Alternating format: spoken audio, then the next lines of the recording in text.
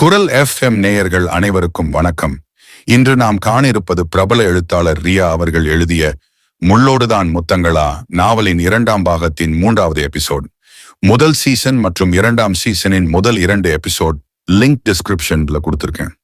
மறக்காம பாருங்க. வாங்க கதைக்குள்ள போகலாம். அவர்கள் வீட்டை அடைந்ததும் செல்வி ஹர்ஷாவை உள்ளே வருமாறு அழைக்க, இன்னொரு நாள் வருவதாக கூறியவன் சாரா ஆரவிற்கு முத்தமிட்டு சென்றுவிட அவன் மறையும் வரையில் அவனையே பார்த்து கொண்டிருந்தனர். இருவரும் இவர் எங்கேயோ பார்த்து இருக்கனே என யோசித்துக் கொண்டிருந்த செல்விக்கும் அப்பொழுதுதான் அவன் யார் என்று நினைவிற்கு வர, அதிர்ந்து போனவர் குழந்தைகளை உள்ளே வருமாறு கூறிவிட்டு மகாவிற்கு அழைத்தார். வேலையாக இருந்தவள் தாய் அழைக்கவும் போனை எடுத்ததும் பதற்றமாக பேசத் தொடங்கினார் அவர். மகா, அந்த தம்பி ஹர்ஷா இருக்குல்ல, அது நம்ம பிள்ளைங்களோட பழகுதுடி. இன்னைக்கு கூட வீடு வரைக்கும் வந்தாரு என்கவும் அதிர்ந்து போனவள், அம்மா அவன் உன்னை பார்க்கலதான் நே என கேட்க, நான் அவர் கூடவே தாண்டி வந்தேன் மென்று முழுங்கி அவர் சொல்லவும் திகைத்து போன மகன்யா, என்னம்மா சொல்ற என கத்திட, ஆமா அவருக்கு என்ன அடையாளம் தெரியல மகா, எனக்குமே அவர் தெரியல. அப்புறம் நல்லா யோசிச்சு பார்க்கும் போதுதான் தெரிஞ்சது. அதான் உனக்கு சொல்லலாம்னு கூப்பிட்டேன். சரி விடுமா, நீ எதுவும் பதறாம போய் வேலைய பாரு. என்னடி எனக்கு என்னன்னு பேசுற? மா சூப்பர்மேன் உன் பேரனும் பேத்தியும் கத்திட்டே இருந்தாங்களே, அது இவன் தான். அவங்க எல்லாம் ஏற்கனவே பார்த்து பேசி பழகி ஒண்ணு மண்ணா ஆகிட்டாங்க. நீ இத பெருசா எடுக்காத விடு. சாரா ஆரவ் உன் பிள்ளைங்கன்னு தெரிஞ்சா அந்த தம்பி ஏதாவது பிரச்சனை பண்ணுவாரா மகா? பேர பிள்ளைகளையும் பெற்ற மகளையும் எண்ணி தாயுள்ளம் தவித்து போனது. அவன் ஏன்மா பிரச்சனை பண்ண போறான்? ஹர்ஷா அப்படிப்பட்ட ஆளு இல்ல. அது மட்டும் இல்லாம அவனுக்கும் என் குழந்தைங்களுக்கும் என்னம்மா சம்பந்தம்? இல்லடி, ஆனாலும் அவனுக்கும் என் குழந்தைங்களுக்கும் எந்த சம்பந்தமும் இல்லம்மா. நீ வருத்தப்படாம போய் வேலைய பாருமா. நான் வேலையா இருக்கேன், வீட்டுக்கு வந்துட்டு பேசிக்கலாம். அதுவும் இது பேசுற அளவுக்கு எல்லாம் பெரிய விஷயம் இல்லம்மா. ஹர்ஷா ஒன்னும் பண்ண மாட்டான். நீ போ. ஆறுதலாய் அவள் பேசவும் ஒரு மனதாக தலையை ஆட்டியவர் போனை வைத்துவிட, மகாவும் பெரிதாக இதை பற்றி யோசிக்காமல் வேலையில் மூழ்கி போனாள். சாரா ஆரோவை பற்றி யோசித்துக் கொண்டே காரை நோக்கி தேவ் செல்ல அவனை புருவமிடுங்க பார்த்து வைத்தான் நிரவ். இருவரும் ஆளுக்கு ஒரு புறமாக வேலை செய்து கொண்டிருப்பதால் மனம் விட்டு பேச தருணம் கிடைக்கவே இல்லை என்று கூறி தேவ்தான் அவனை தனியே அழைத்து வந்து இருந்தான். பார்க்கை கண்டதும் என்ன தோன்றியதோ உள்ளே செல்வதாக கூறி சென்றவன் இப்பொழுதுதான் வருகிறான். என்னடா என்னாச்சு? அவன் தோளில் தட்டி நிரவ் கேட்கவும், அவன் முகத்தை பார்த்த தேவ், சாரா ஆரவ்னு 2 குழந்தைங்க என்னும் போதே, என்னாது சாராவா? எங்க என அவன் கத்த, அந்த குழந்தை பேர் சாராடா. தெரியுது மச்சான், நம்ம தங்கச்சி பேர்ல ஒரு ஜீவன் இருக்குல்ல, அதான் கொஞ்சம் ஆர்வமாகிடுச்சு. சரி நீ மேல சொல்லு. அந்த குழந்தைங்களை பார்க்கும் போது எனக்குள்ள ஏதோ ஒண்ணு தோணுது மச்சான். அதுவும் சாராவோட கண்ணு மூக்கு வாய் எல்லாம் அப்படியே மகிமா மாதிரி இருக்கு. முகம் எங்கும் யோசனை ரேகையுடன் அவன் சொல்லவும் லேசாக புன்னகைத்த நிரவ், அந்த பேர் கேட்டதும் உனக்கு அப்படி தோணிருக்குமோ என்னவோ என்றிட அவன் கூற்றை உடனே மறுத்தான். ஹர்ஷா, நான் ஃபர்ஸ்ட் அவங்கள பார்த்தது ரோட்ல தான். என் கார்ல ஆக்சிடென்ட் ஆக வந்து ஜஸ்ட் மிஸ்ல தப்பிச்சா அந்த குழந்தை. நான் பதட்டமாகி இறங்கி போய் பார்த்தேன். அவ என்ன நிமிந்து பார்த்தா பாரு ஒரு பார்வை. அப்போ தோணுச்சுடா மகா மாதிரி இருக்கான்னு. அவ பேர் எல்லாம் நான் லேட்டா தான் கேட்டேன். சரி மச்சான், இப்போ நீ என்ன சொல்ல வர? நான் என்ன சொல்ல வந்தேன் எனக்கே ஒன்னும் புரியல. ஆனா இந்த குழந்தைங்களுக்கும் எனக்கும் ஏதோ இருக்கு, அது மட்டும் நல்லா தெரியுது. சரி வா வீட்டுக்கு போவோம் என கூறி நிரவை அழைத்து கொண்டு சென்றான் ஹர்ஷா. அடுத்த நாள் ஆபீஸில் அமர்ந்து இருந்த ஹர்ஷாவிற்கு லேண்ட்லைனில் அழைப்பு வரவும் எடுத்து அவன் காதில் வைக்க, சார் உங்களை பார்க்க மிஸ் மஹன்யா வந்திருக்காங்க, அவங்களை அனுப்பட்டுமா என்பதற்குள்ளே send her to my cabin என்றவன் போனை வைத்திருக்க, அவளும் மகாவை செல்லும்படி கூறினாள். ஹர்ஷாவின் கேப்பினை அடைந்ததும் மகா இருமுறை கதவை தட்ட எஸ் என்றான் அவன். அவன் பதில் காதை அடைந்ததும் கதவை திறந்தவள், ஹர்ஷா நான் பிளான் டிசைன் பண்ணிட்டேன், நீ ஓகேவான ஒரு முறை பார்த்து சொல்லிடு. ஏதாவது மிஸ்டேக் இருந்தா சொல்லு, அப்புறம் ஏதாவது குறை இருந்தாலும் சொல்லு. படபடவென பேசிக்கொண்டே உள்ளே நுழைந்தவள் தன்னையே கண்கள் சிமிட்டாமல் பார்த்து கொண்டிருந்த ஹர்ஷாவின் பார்வையில் சற்று தடுமாறிதான் போனாள். அளவில்லா காதலை அழகாய் காட்டிக் கொண்டிருந்த அவன் விழிகளில் தன் மனம் அமைதி அடைவதை உணர்ந்தவள் என தொண்டையை செருமி கொண்டு பார்வையை திருப்ப, அதில் நடப்பிற்கு வந்தவன் சிட் டவுன் மஹன்யா என்றிட, அவளும் அமர்ந்துவிட்டு அவனிடம் டிசைன்ஸ் அடங்கிய சார்ட்டை நீட்ட வாங்கி பார்த்தவனின் கண்கள் ஆச்சரியமாய் விரிந்தது. வார்த்தைகள் சொல்லாத பாராட்டை அவன் கண்கள் சொல்லி இருக்க கர்வமாக உணர்ந்த மஹன்யா கால் மேல் கால் போட, wow, I am speechless Mahanya, this is so good. வார்த்தைகளாலும் அவன் பாராட்டை தெரிவிக்க மெல்லிய தலையசைப்புடன் ஏற்றுக்கொண்டவள், ஒர்க் எப்போ ஸ்டார்ட் பண்ணலாம் என கேட்க, ஆல்ரெடி பேஸ்மெண்ட் போட சொல்லிட்டேன், நாளையில இருந்து ஸ்டார்ட் பண்ணிடலாம். அண்ட் நீங்க அங்க வரணும்னு எல்லாம் அவசியம் இல்ல மஹன்யா, டிசைன்ஸ் போட்டு கொடுத்திருக்கீங்க, இதோட போதும். மனமே இல்லாமல் தான் அவளை தள்ளி வைக்க முயன்றான் ஹர்ஷா. உயிருக்கு உயிரான நேசத்தை எத்தனை காலத்திற்கு தான் உள்ளேயே அடக்கி வைக்க முடியும்? அவள் அருகே இருக்க இருக்க அவள் மேல் இவன் கொண்ட காதல் பெருகி கொண்டேதான் இருக்கிறது. எங்கு அவளை தன்னுடனே இருக்க சொல்லி கேட்டு விடுவானோ என்ற அச்சமும் அவனுக்குள் பிறந்துவிட அவளை தன்னருகே இருக்க விடாமல் செய்ய முனைந்தான் அவன். ஹர்ஷா வரவேண்டாம் என்று சொல்லவும் ஆச்சரியம் கொண்ட மஹன்யா, இட்ஸ் ஓகே மிஸ்டர் ஹர்ஷா, நான் அங்க வருவேன் என்கவும் ஏமாற்றமாய் அவளை பார்த்தான் அவன். இதோடு சென்று விடுவாள் என அவன் நினைத்தால், வருவேன் என்று நிற்கிறாளே, இது என் சாரோட ட்ரீம் காலேஜ், அதை நான் பக்கத்திலேயே இருந்து கட்டி கொடுக்கணும்னு அவர் சொல்லியிருக்காரு, அப்புறம் எப்படி என்னால அங்க வராம இருக்க முடியும்? ஐ நோ மிஸ்டர் ஹர்ஷா, நான் வெறும் ஆர்கிடெக்ட் தான், பட் என்னோட ஜாப் வெறும் டிசைன்ஸ்லயே முடிஞ்சு போறது கிடையாது. அந்த பில்டிங் முழுசா கட்டி முடிகிற வரைக்குமே என்னோட வேலை அங்க இருக்குன்னு நினைக்கிறவனா, எல்லாமே கரெக்டா இருக்கணும்னு நான் நினைப்பேன். அந்த பில்டிங் நான் போட்ட டிசைன் படி நான் எதிர்பார்த்த மாதிரி, என்னோட கிளைண்ட் எதிர்பார்த்த மாதிரி வந்திருக்கான கன்ஃபார்ம் பண்ற வரைக்குமே என்னோட ஒர்க் அங்க இருக்கு. சாதாரண கிளைண்ட்டுக்கே நான் அவ்வளோ இம்பார்ட்டன்ஸ் கொடுத்து ஒர்க் பண்ணும்போது, இது என்னோட கரெஸ்பாண்டன்டோட காலேஜ், அவரு இல்லைன்னா நான் இந்த இடத்துல இன்னைக்கு இல்ல, நான் பார்த்து தான் இதை கட்டணும்னு நினைச்சிட்டே இருக்கேன். சோ நான் அங்க இருப்பேன், நீங்க என்ன வர வேண்டாம்னு சொல்லாதீங்க, I hope you get it என்று கூறி அவள் எழ, அவளையே சின்ன சிரிப்புடன் பார்த்து கொண்டிருந்த ஹர்ஷாவும் அவளோடு எழுந்து நின்றான். வேலை விஷயத்தில் அவள் காட்டும் அக்கறை அவனை மிகவும் ஈர்த்தது. Let's meet on the site. கையை நீட்டி அவன் சொல்லவும் அவன் கையை பார்த்துவிட்டு அவன் முகம் பார்த்தவள் தன் கையை சற்று தயக்கத்துடனே அவன் கைக்குள் பொறுத்த காலம் முழுதும் இந்த கைகளை விடவே கூடாது என்று கத்திய மனதை அடக்கியவன் மிருதுவாக குலுக்கிவிட்டு கையை எடுத்துக்கொண்டான். Okay, I am leaving. சின்ன தலையாட்டலுடன் அவள் சொல்லவும் சரி என்று அவன் முடித்துக்கொள்ள சில வினாடிகள் அவனையே பார்த்த மஹன்யா கதவு வரை சென்று நிற்க ஹர்ஷா அவளை கேள்வியாக பார்த்தான். அவனை நோக்கி திரும்பியவள், நான் ஒன்னு கேட்கட்டுமா என்றிட, என்றான் தலையை ஆட்டி. Are you still in love with me? புருவம் எடுங்க அவள் கேட்கவும் அழகாய் வளைந்தது ஹர்ஷாவின் இதழ். பதில் அளிக்காமல் புன்னகை பூத்தவனை புரியாமல் பார்த்தவள், சொல்லு ஹர்ஷா, நீ இன்னும் என்ன லவ் பண்றியா என கேட்க, தட்ஸ் மை பிளஷர் மஹிமா என்றான் ஆத்மார்த்தமான புன்னகையுடன். அவன் கூறியதை கேட்டு உள்ளுக்குள் எப்படி உணர்ந்தாலோ சிறிது நேரம் அவனையே வெறித்துவிட்டு வெளியேறிவிட விரக்தியாக சிரித்துக் கொண்டான் ஹர்ஷா. மருத்துவமனையில் தன்னையே முறைத்து கொண்டிருந்த ஸ்ருதியை சிறிதும் கண்டுகொள்ளாமல் அவன் வேலையை பார்த்து கொண்டிருந்தான் நிரவ். இன்றும் அவனுடனே அவளுக்கு வேலை இருப்பதாக அவன் கூறிவிட்டான். அந்த கடுப்பில் தான் முறைத்து கொண்டிருக்கிறாள். ட்ரைனிங் பீரியட் முடியும் வரையிலே அவள் இவனுடன் தான் இருக்க வேண்டும் என்பதை யார் கூறுவார் நம் ஸ்ருதி குழந்தையிடம்? எதுக்குங்க என்ன இப்படி முறைச்சிட்டு இருக்கீங்க? அவளை சீண்ட தொடங்கினான் நிரவ். ஏன் எனக்கு வேற வேலையை கொடுக்காம உங்க கூடவே இருக்க வைக்கிறீங்க? அவளும் நேரடியாகவே கேட்டு வைத்தாள். ஏன் அதுல என்ன? எதிர்கேள்வி கேட்பவனிடம் என்னவென்று பதில் சொல்வாள் அவள். எதுவும் பேசாமல் அவள் அமைதியாகவும் உதடு மடித்து சிரித்து கொண்ட நிரவ், நான் உங்ககிட்ட ஒண்ணு கேட்கட்டுமா என்றிட என்னவென பார்த்தாள் அவள். ஏன் என் கிட்ட இப்படி சிடுசிடுன்னு இருக்கீங்க? உங்களுக்கும் எனக்கும் எந்த சம்பந்தமும் இல்ல. நீங்க யாருன்னு கூட எனக்கு தெரியல. சொல்ல போனா நான் உங்களோட சீனியர். நீங்க என் கிட்ட ரொம்ப ரெஸ்பெக்டோட தான் இருக்கணும். ஆனா நீங்க வியர்டா இருக்கீங்களே, ஏன், என்னாச்சு? கள்ளச்சிரிப்புடன் கேட்டான் கல்வன்.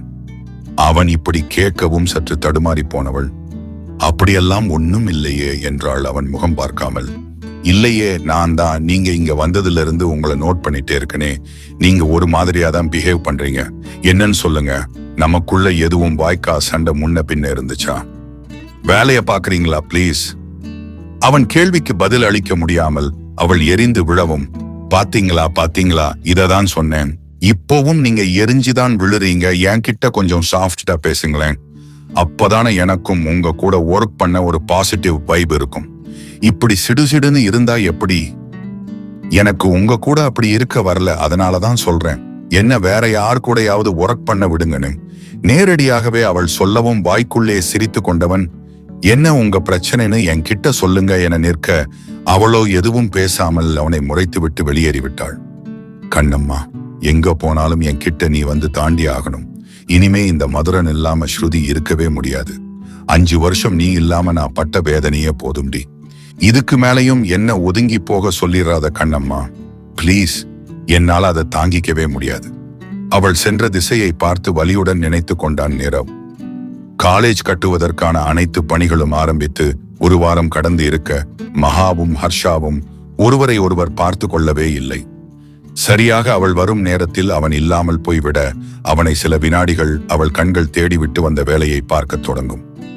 பொங்கும் காதலை கட்டுப்படுத்த அவனே கடிவாளம் போட்டுக்கொண்டு கண்ணாமூச்சி ஆடிக்கொண்டிருக்க மகாவும் அதை பெரிதாக எடுத்துக்கொள்ளவில்லை. ஆனாலும் வரும்போதெல்லாம் அவளின் கண்கள் அவனை தேடி அலைப்பாய அவள் தேடல் அக்ஷயா வேண்டுமானால் அறியாமல் போகலாம். ஆனால் பாலாவிற்கு நன்றாகவே புரிந்தது. ஹர்ஷா ஏற்கனவே ஒரு பெண்ணை திருமணம் செய்து அவளை கொடுமைப்படுத்தியது. அது ஸ்ருதியின் அக்கா என்று மொத்த கதையும் அவனுமே அறிவான்தான். ஆனால் மகாவை ஒருமுறை கூட அவன் நேரில் பார்த்தது இல்லை. அதனால் அவனுக்கு மகாதான் அந்த பெண் என்று தெரியவில்லை. ஏன் அவனுக்கு ஹர்ஷாவின் மனைவி பெயர் மஹன்யா என்று கூட தெரியாது. ஒருவேளை பெயர் மட்டுமாவது தெரிந்து இருந்தால் கூட அவன் கண்டுகொண்டு இருப்பான், இவள்தான் அவள் என. இன்றும் காரில் இருந்து இறங்கிய மகா ஹர்ஷாவை தான் முதலில் தேடினாள். அதை கவனித்த பாலா இவங்கதான் ஹர்ஷாவோட வைஃபா இருப்பாங்களோ என்று யோசிக்க தொடங்கினான்.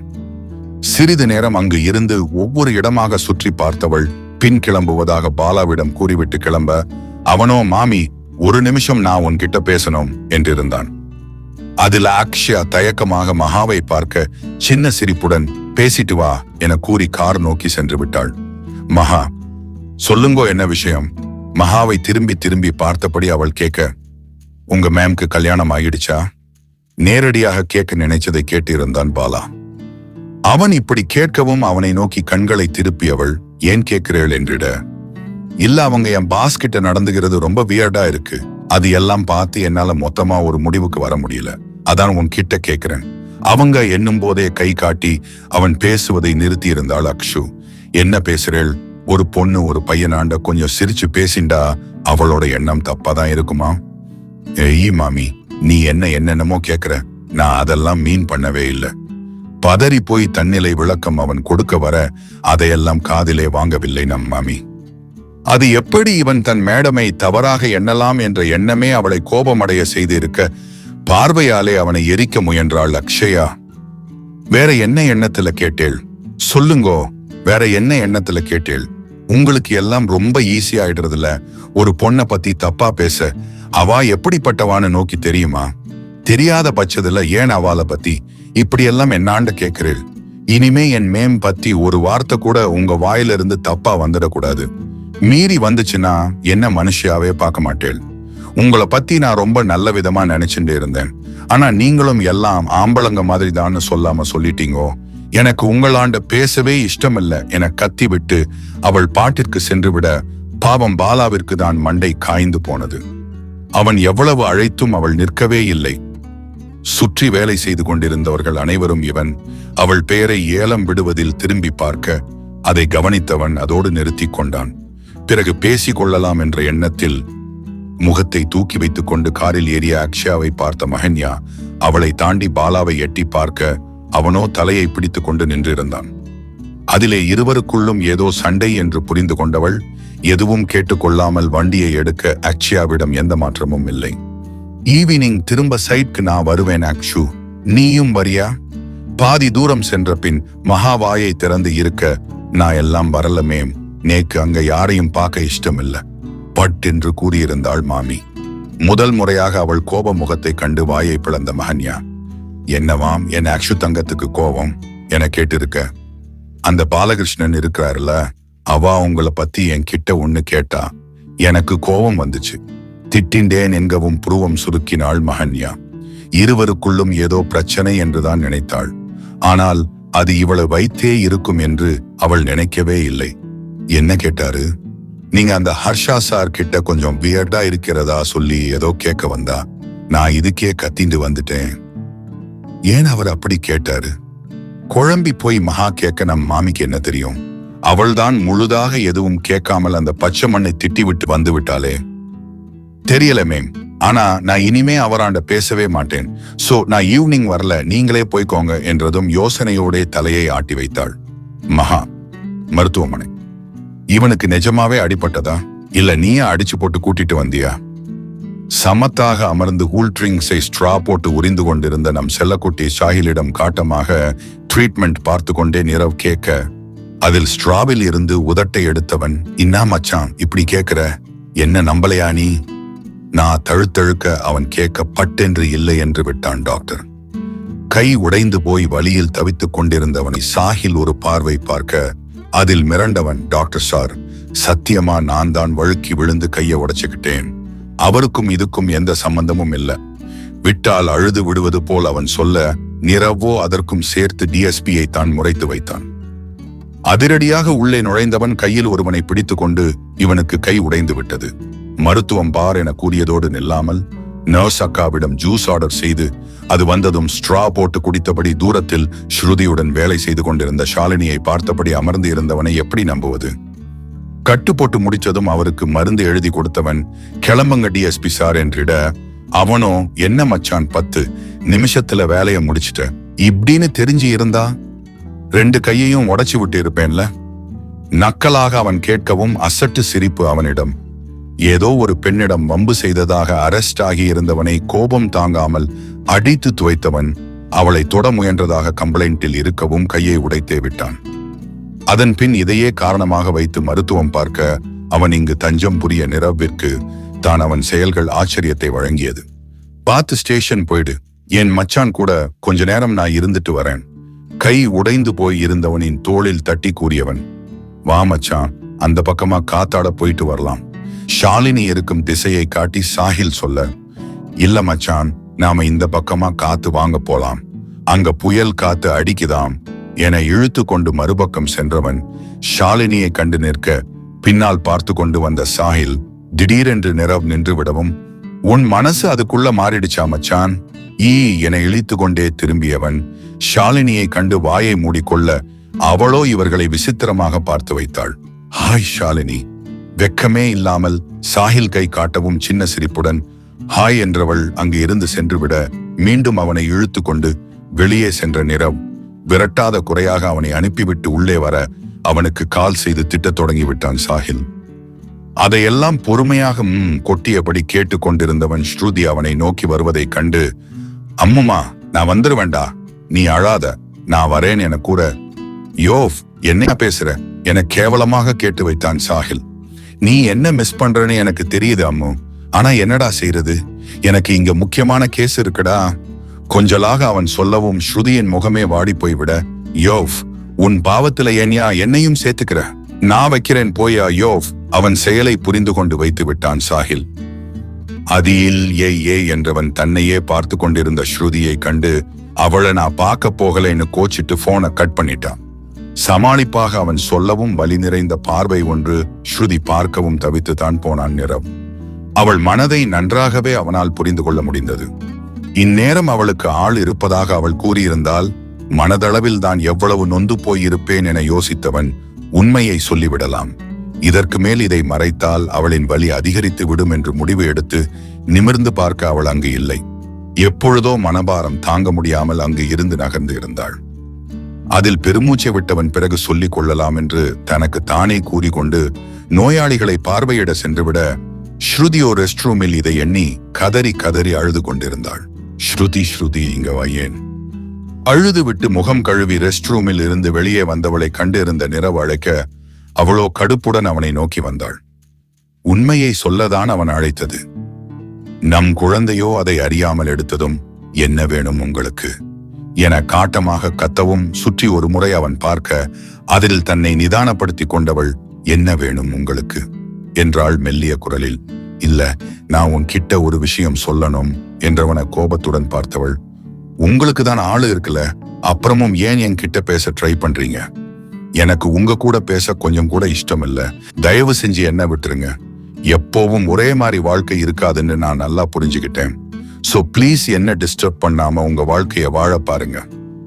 அவன் மேல் இருந்த கடுப்பிலும் வாழ்க்கை மீது இருந்த வெறுப்பிலும் அவள் பாட்டிற்கு புலம்ப அவனால் அவளின் மனநிலையை நன்றாகவே புரிந்து கொள்ள முடிந்தது. நான் சொல்றத கொஞ்சம் எண்ணும் போதே வேண்டாம் என்று அவள் கத்தி இருக்க ஷாலினி தான் பயந்து போய் அவள் அருகே ஓடி வந்தாள்.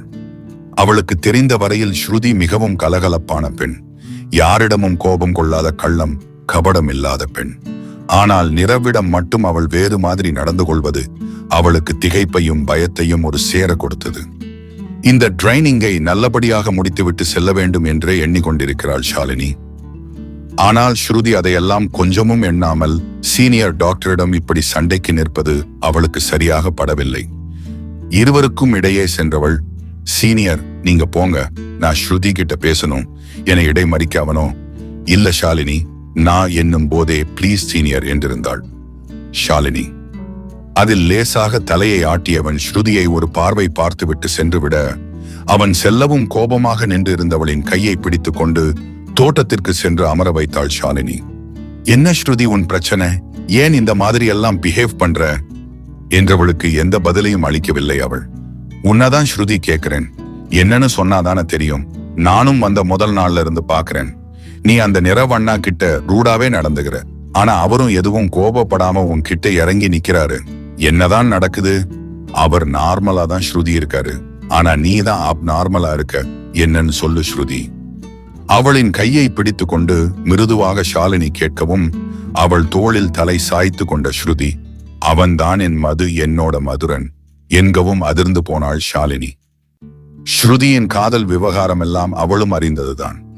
ஆனால் ஒரு நாளும் அவனின் முகத்தை இவள் பார்க்க வேண்டும் என கேட்டதும் இல்லை, ஸ்ருதியும் காட்டியது இல்லை. மதுரன் மது என்றே அவள் அவனை சொல்வதால் நிரவ் மதுரன் என்ற பெயரை கேட்டு ஷாலினிக்கு எதுவும் தெரியவில்லை. அக்காவின் விஷயத்தில் ஏதோ தவறு செய்து தன்னிடம் மறைத்து விட்டான் என்று மட்டுமே கூறியிருந்தாள் ஸ்ருதி. முழுதாக என்ன ஏதென்று எதுவும் சொல்லவில்லை. எப்பொழுதும் அவனை பற்றியெல்லாம் பேசிக் கொண்டிருக்க மாட்டாள். எல்லாமே தனக்குள்ளே புதைக்க பழகி இருந்தவள் என்றாவது ஒரு நாள் மட்டும் அத்தி பூத்தார் போல் மதுரனை பற்றி கூறுவாள். என்னதான் ஸ்ருதிக்கு அவன் மேல் கோபம் இருந்தாலும் அதே அளவிற்கு காதலும் இருந்தது. அவனை அவளால் மறக்கவே முடியவில்லை. எங்கு இருக்கிறான், எப்படி இருக்கிறான் என்று எதுவும் தெரியாமல் அவனை பற்றி மட்டுமே நினைத்து கொண்டு வாழ்ந்து வந்தாள் 5 வருடங்களா. அவன் மீது கோபமும் வருத்தமும் இருக்கிறது தான், இல்லை என்றெல்லாம் அவள் பொய் சொல்ல விரும்பவில்லை. ஆனால் மொத்தமாக தூக்கி போடத்தான் மனம் வரவில்லை. என்றாவது ஒரு நாள் விதி நம்மை சேர்த்து வைக்கும் என அவன் கூறிய போது எனக்கு அதில் நம்பிக்கை இல்லை என்றவள்தான் விதி மீது நம்பிக்கையை வைத்து 5 வருடங்கள் அவனுக்காக காத்து கொண்டிருந்தாள். அவள் காத்திருப்பின் பலனாக விதி அவர்களை சந்திக்க வைத்ததுதான். அவனை பார்த்ததும் காதல் எப்படி பெருகியதோ அதே போல் கோபமும் பெருகி போனது. முதலில் அவனுக்கு தன்னை அடையாளம் தெரியவில்லை என்று உணர்ந்த போது மகிழ்ச்சிதான் அடைந்தாள். ஆனால் அதன் பின் அவன் கூறிய ஒவ்வொரு வார்த்தையும் அவளுக்கு முள்மேல் நிற்பது போல் வலித்தது. அவன் இப்படியெல்லாம் செய்திருக்க மாட்டான் என மனம் அடித்து கூறினாலும் தன்னை நேரில் கண்டும் அடையாளம் தெரியாமல் நிற்பவனிடம் என்னவென்று கேட்பாள் அவள். ஒருவேளை அவளை அடையாளம் தெரிந்தது போல் காட்டிக்கொண்டு வேறு ஒரு பெண்ணை காதலிப்பதாக அவன் கூறியிருந்தால் சத்தியமாக நம்பியிருக்க மாட்டாள். மொத்தமாக இவளை மறந்துவிட்டது போல் இருந்த அவன் செய்கைகளில் தான் மனம் குழம்பி போய் தவித்துக் கொண்டிருக்கிறாள் பெண்ணவள். ஸ்ருதியின் காதலின் அளவை நன்கு அறிந்து இருந்த ஷாலினிக்கு அவளின் நிலை மிகவும் வருத்தத்தை அளித்தது. பல முறை ஆறுதல் வார்த்தைகளை கூறியிருக்கிறாள், நிச்சயமாக மதுரன் அண்ணா வருவார், உன்னுடன் சேர்வார் என்று. ஆனால் இன்று அவன் வேறு ஒருவளுக்கு சொந்தமாகி போனதை எண்ணி அவளுக்கே மனம் கனமாகிறது என்றால் ஸ்ருதிக்கு எப்படி இருக்கும்? என்ன சொல்லி அவளை தேற்றுவது என்றே ஷாலினிக்கு புரியவில்லை. அவளின் தோளை ஆதரவாக தட்டி கொடுத்தவள், விடு ஸ்ருதி, என்ன நடக்கணும்னு இருக்கோ அதுதான் நடக்கும் என்றிட, என்னால முடியல ஷாலு என்றாள். தொண்டை கமர, நான் டாக்டர் ஆகணும்னு எனக்கு எவ்வளோ ஆசை இருந்துச்சோ அதை விட அதிகமா ஆசைப்பட்டவன் தான் என் மது. என்ன மோட்டிவேட் பண்ணிட்டே இருந்தான். நான் டாக்டர் ஆகணும்னு ரொம்ப சப்போர்ட்டிவா இருந்தான். நீட் கிளாஸ் கூட அவன் தான் சேர்த்து விட்டான். டெய்லி கிளாஸ் முடிச்சுட்டு அவன் தான் என்ன பிக்கப் பண்ணுவான். ஏதாவது டவுட்ஸ் இருந்தா அதை சொல்லி புரிய வைப்பான். ரொம்ப ரொம்ப சந்தோஷமா நான் வாழ்ந்துட்டு இருந்த தருணங்கள் அதெல்லாம். அப்படி ஒரு விஷயம் நடக்காம இருந்து இருக்கலாம், நாங்க பிரியாம இருந்திருக்கலாம். கடைசியா அவன் சொல்லிட்டு போனது இதுதான் ஷாலு, விதி நம்மள சேர்த்து வைக்கும், அந்த நம்பிக்கை எனக்கு இருக்கு, நான் அது வரைக்கும் வெயிட் பண்ணுவேன்னு. ஆனா இப்படி இப்படி வந்து சொல்லுவான்னு நான் யோசிக்கவே இல்லை. அவனுக்கு என்ன அடையாளம் தெரிஞ்சு நான் லவ் பண்றேன்னு சொல்லி இருந்தா நான் சத்தியமா நம்பி இருக்க மாட்டேன் ஷாலு. ஆனா அவனுக்கு நான் யாருன்னே தெரியல.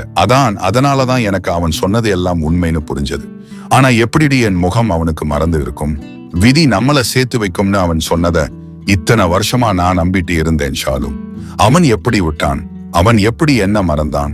அந்த அளவுக்கு அமிலியா அவன் மனசு முழுக்க நிறைஞ்சு போயிருக்கிறாள. சந்தோஷமா இருக்கட்டும் டி. பெருமூச்சுடன் அவள் சொல்லி முடிக்கவும் ஷாலினிக்கு ஒரு மாதிரி ஆகிவிட அவள் முகத்தை பார்த்த ஸ்ருதி, ஒண்ணும் இல்ல ஷாலு, நீ இதை விடு, நான் சரியாகிடுவேன். நான் வேணும்னு சொன்ன அவனே மூவ் ஆன் ஆகிட்டான். எனக்கு என்ன, நானும் ஆகிடுவேன். வா உள்ள போலாம், நிறைய வேலை இருக்கு என கூறி அவளை உள்ளே அழைத்து சென்றாள் ஸ்ருதி. மாலை மீண்டும் ஒரு முறை சைட்டிற்கு சென்று வருவதாக அக்ஷயாவிடம் கூறிய மகா சைட் நோக்கி சென்றாள். காரில் இருந்து இறங்கியவள் ஹர்ஷா இருப்பதை கண்டு சற்று ஆச்சரியம் அடைந்தாள் என்றுதான் சொல்ல வேண்டும். முழுதாக ஒரு வாரம் ஆகிவிட்டது அல்லவா? பில்டிங் பற்றி அவனிடம் பேச அவளுக்கு நிறைய இருந்தது. ஆனால் கேட்கத்தான் அவன் இல்லை. போனில் அழைத்து பேசவும் அவளுக்கு மனம் வரவில்லை. இந்த நொடி அவன் நேரில் இருக்கவும் காலேஜ் கட்டுவதை பற்றி இருக்கும் பல சந்தேகங்களை எல்லாம் பேசிவிட வேண்டும் என்ற எண்ணத்தில் அவனை நோக்கி சென்றவள் இன்ஜினியரிடம் பேசிக் கொண்டிருந்தவனின் அருகே நிற்க, இன்ஜினியர் அவளை பார்த்துவிட்டு வணக்கம் வைத்தான். அவன் வணக்கம் வைக்கவும் யாரென திரும்பியவன் சத்தியமாக மகாவை அந்த இடத்தில் எதிர்பார்க்கவில்லை. மாலை அவள் வரமாட்டாள் என்ற நம்பிக்கையில்தான் அவன் மாலை நேரத்தில் வருவது. இப்பொழுதும் வந்து நின்றால் பாவம் என்ன செய்வான்?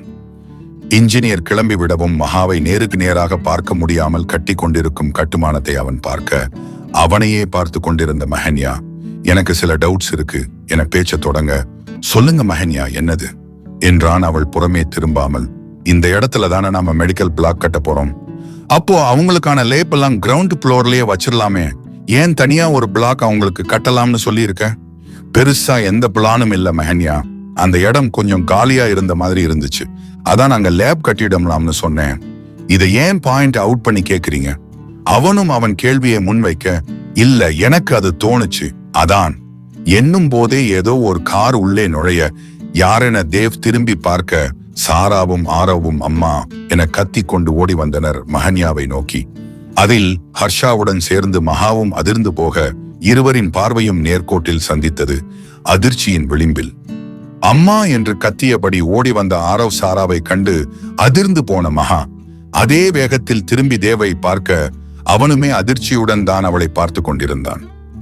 எப்பொழுதும் மகா அவள் புதிதாக ஏதாவது டீலில் சைன் செய்து அந்த கட்டுமானம் கட்டத் தொடங்கி இருந்தால் பிள்ளைகளை அழைத்து வந்து காட்டுவாள். அவர்களுக்கு அது எவ்வளவு மகிழ்ச்சியை தருகிறதோ அதே அளவிற்கு மகாவிற்கும் மகிழ்ச்சியாக இருக்கும். இன்றும் அதற்காக தான் ஸ்ருதியை பள்ளியில் இருந்து நேராக பிள்ளைகளை இங்கே அழைத்து வர சொல்லி கூறியிருந்தாள். ஹர்ஷா இருக்க மாட்டான் என்ற நம்பிக்கையில். ஆனால் அவன் மாலை பொழுதுதான் வருகிறான் என்பது இவள் அறியாதது. அவனை பார்த்ததும் சந்தேகங்களை கேட்க போனவளுக்கு குழந்தைகளை வர சொல்லி கூறியது நினைவில் இல்லாமல் போனதுதான் விதியோ. இருவரும் ஓடி வந்து மகாவை அணைத்துக் கொள்ள அவளோ தேவிடமிருந்து பார்வையை திருப்பவே இல்லை. பின்னால் வந்த ஸ்ருதிக்குமே இதை கண்டு அதிர்ச்சியாக தான் இருந்தது. மம்மா, இதுதான் நீ கட்ட போற நியூ பில்டிங்கா? ரொம்ப பெருசா இருக்கே. முன்னால் பார்த்து கொண்டு சாரா சொல்லவும் ஆரவும் ஆமாம் என்க ஹர்ஷா புரியாத பார்வையுடன் அவர்களை பார்த்து கொண்டிருந்தான். மம்மா சுத்தி காட்டுவா, வா மம்மா. அவள் கையை பிடித்து கொண்டு சாரா ஆரவு இழுக்கவும் ஹர்ஷாவை பார்த்து கொண்டே அவர்களுடன் சென்றாள். மகா ஹர்ஷாவை குழந்தைகள் இருவரும் பார்க்கவே இல்லை. ஒவ்வொரு இடமாக குழந்தைகள் பார்த்து கொண்டிருக்க மகாவிற்கோ தாறுமாறாக இதயம் துடித்துக் கொண்டிருந்தது. என்னவென்று சொல்வது அவனிடம் என யோசித்துக் கொண்டே குழந்தைகளுடன் நடந்து கொண்டிருந்தாள் மஹன்யா. வாய் மீது கை வைத்து பெருமூச்சை விட்ட ஹர்ஷா நடந்ததை ஜீரணித்துக் கொள்ள முயல ஐம் ஸ்ருதி என்ற குரல் அவனுக்கு பின்னால கேட்டது. அந்த குரலில் திரும்பியவனின் முகத்தை நேருக்கு நேராக பார்த்தவள் அவன் கண்கள் கலங்கி போய் இருப்பதை கண்டு சற்று திகைத்துதான் போனாள். நீங்க தான் மிஸ்டர் ஹர்ஷாவா? எங்க வீட்டு முன்னாடி நீங்க நின்னுட்டு இருந்த சமயம் நான் நீட் எக்ஸாமுக்கு சீரியஸா படிச்சுட்டு இருந்ததால வேற எதுலயும் கவனம் செலுத்தாம இருக்கணும்னு உங்களை பார்க்க கூட ட்ரை பண்ணல. எங்க அக்காவை ஏன் அவ்வளோ கொடுமை பண்ணீங்கன்னு நான் தெரிஞ்சுக்கலாமா மிஸ்டர் ஹர்ஷா? கையை கட்டி கொண்டு காட்டமாக அவள் கேட்கவும் லேசாக தலையை ஆட்டினான் ஹர்ஷா. தேங்க்ஸ் ஸ்ருதி. எடுத்ததும் நன்றி என்றவனை அவள் புரியாமல் பார்க்க, இது வரைக்கும் யாரும் என் சைடு பத்தி கேட்கவே இல்லை. நீ தப்பு பண்ணிட்டேன்னு மட்டும்தான் சொல்லிட்டே இருந்தாங்க. ஆனா நீங்க தான் என்னோட சைடு என்னன்னு தெரிஞ்சுக்க விரும்புறீங்க. அதுக்கு காரணம் இருக்கு மிஸ்டர் ஹர்ஷா. என்ன காரணம்? புரியாத பார்வையுடன் அவன் கேட்க, அப்ப எங்க அக்கா ரொம்ப கஷ்டப்பட்டுட்டே இருந்தா.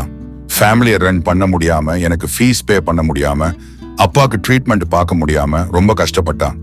ஆனா அந்த டைம்ல நீங்க அவ கூட்டிட்டு போய் செய்யக்கூடாத கொடுமை எல்லாம் பண்ணியிருக்கீங்க. உங்க தங்கச்சி சாராவை எங்க அக்கா தான் கொன்னு இருப்பான்னு நீங்க எப்படி நினைச்சீங்க? அவளோட லைஃப் ஸ்டைல் பத்தி தெரிஞ்சும் அவ தான் இதை பண்ணியிருப்பான்னு எப்படி முடிவு பண்ணீங்க?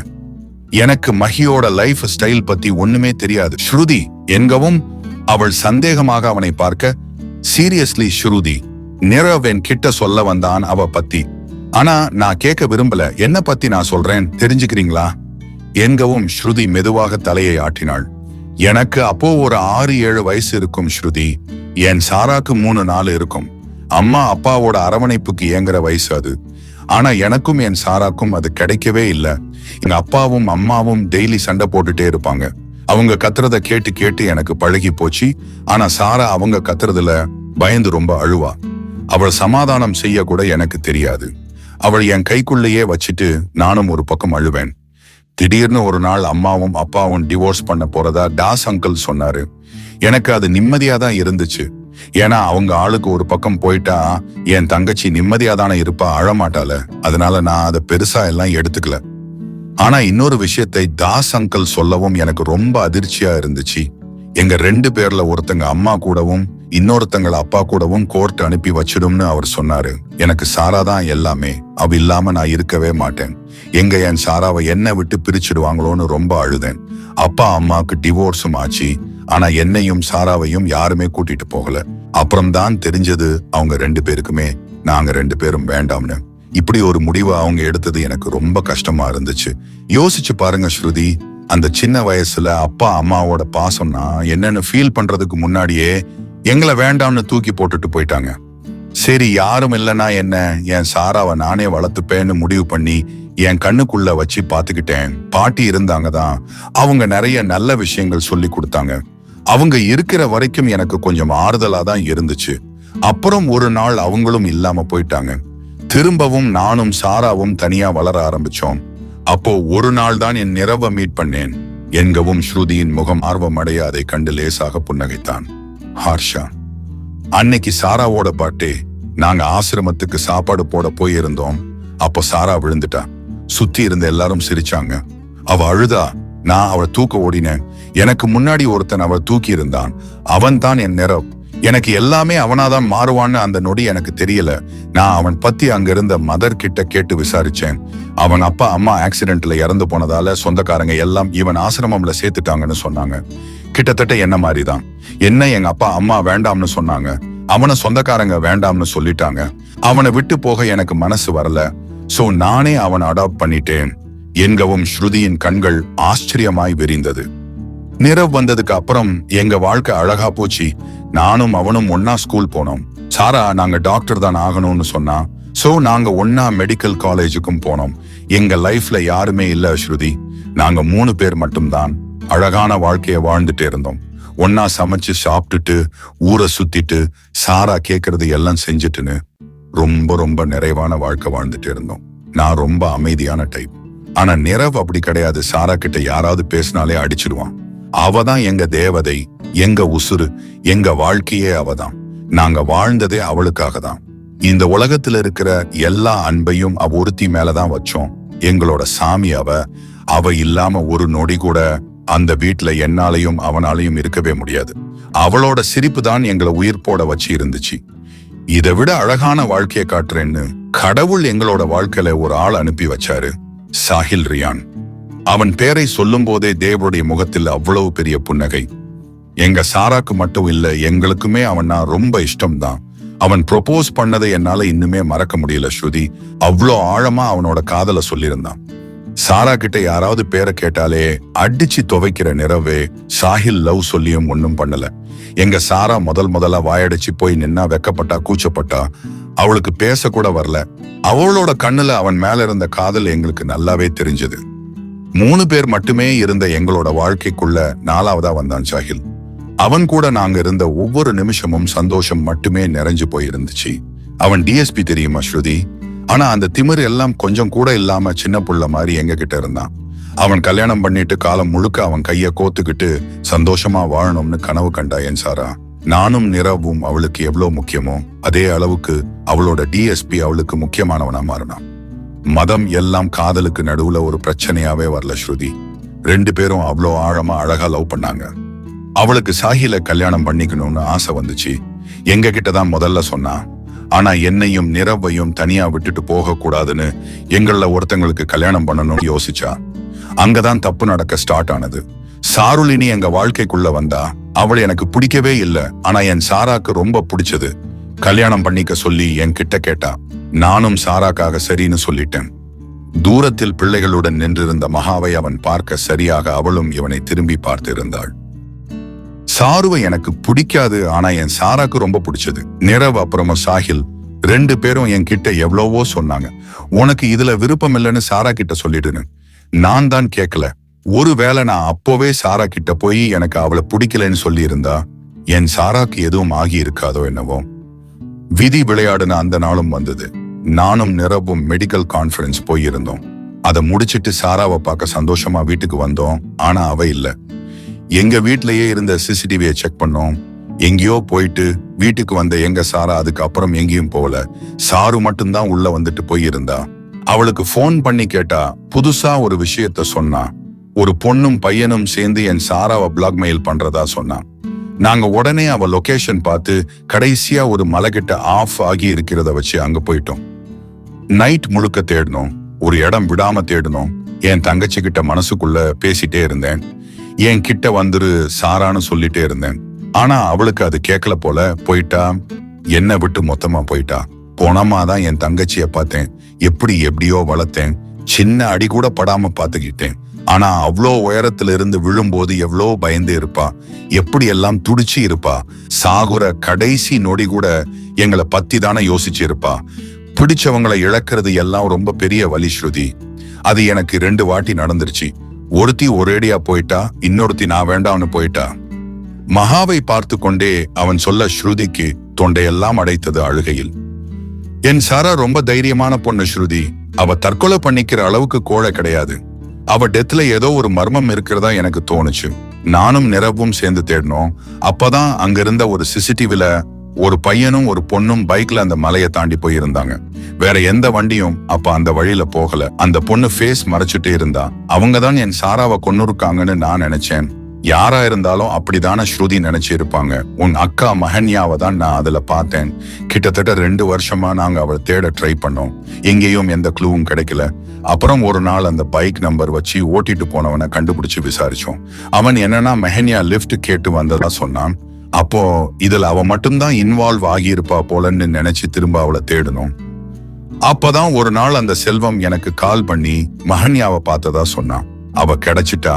நான் 2 வருஷமா வெறி பிடிச்ச மாதிரி தேடிட்டு இருந்தவ கிடைச்சிட்டா. அப்ப எனக்கு எப்படி இருந்திருக்கும். நிரவ தான் அவ பத்தி தெரிஞ்சுக்க சொல்லி அனுப்புனேன். அவன் ஸ்டார்டிங்கே சொன்னான் இந்த பொண்ணா இருக்காதுன்னு. நான் தான் கேட்கல. மகாவோட அப்பாவை பத்தி தெரிஞ்சு அவரோட டேப்லெட் மாத்தி வச்சு ஹாஸ்பிடல்ல அவர் அட்மிட் பண்ண வச்சேன்.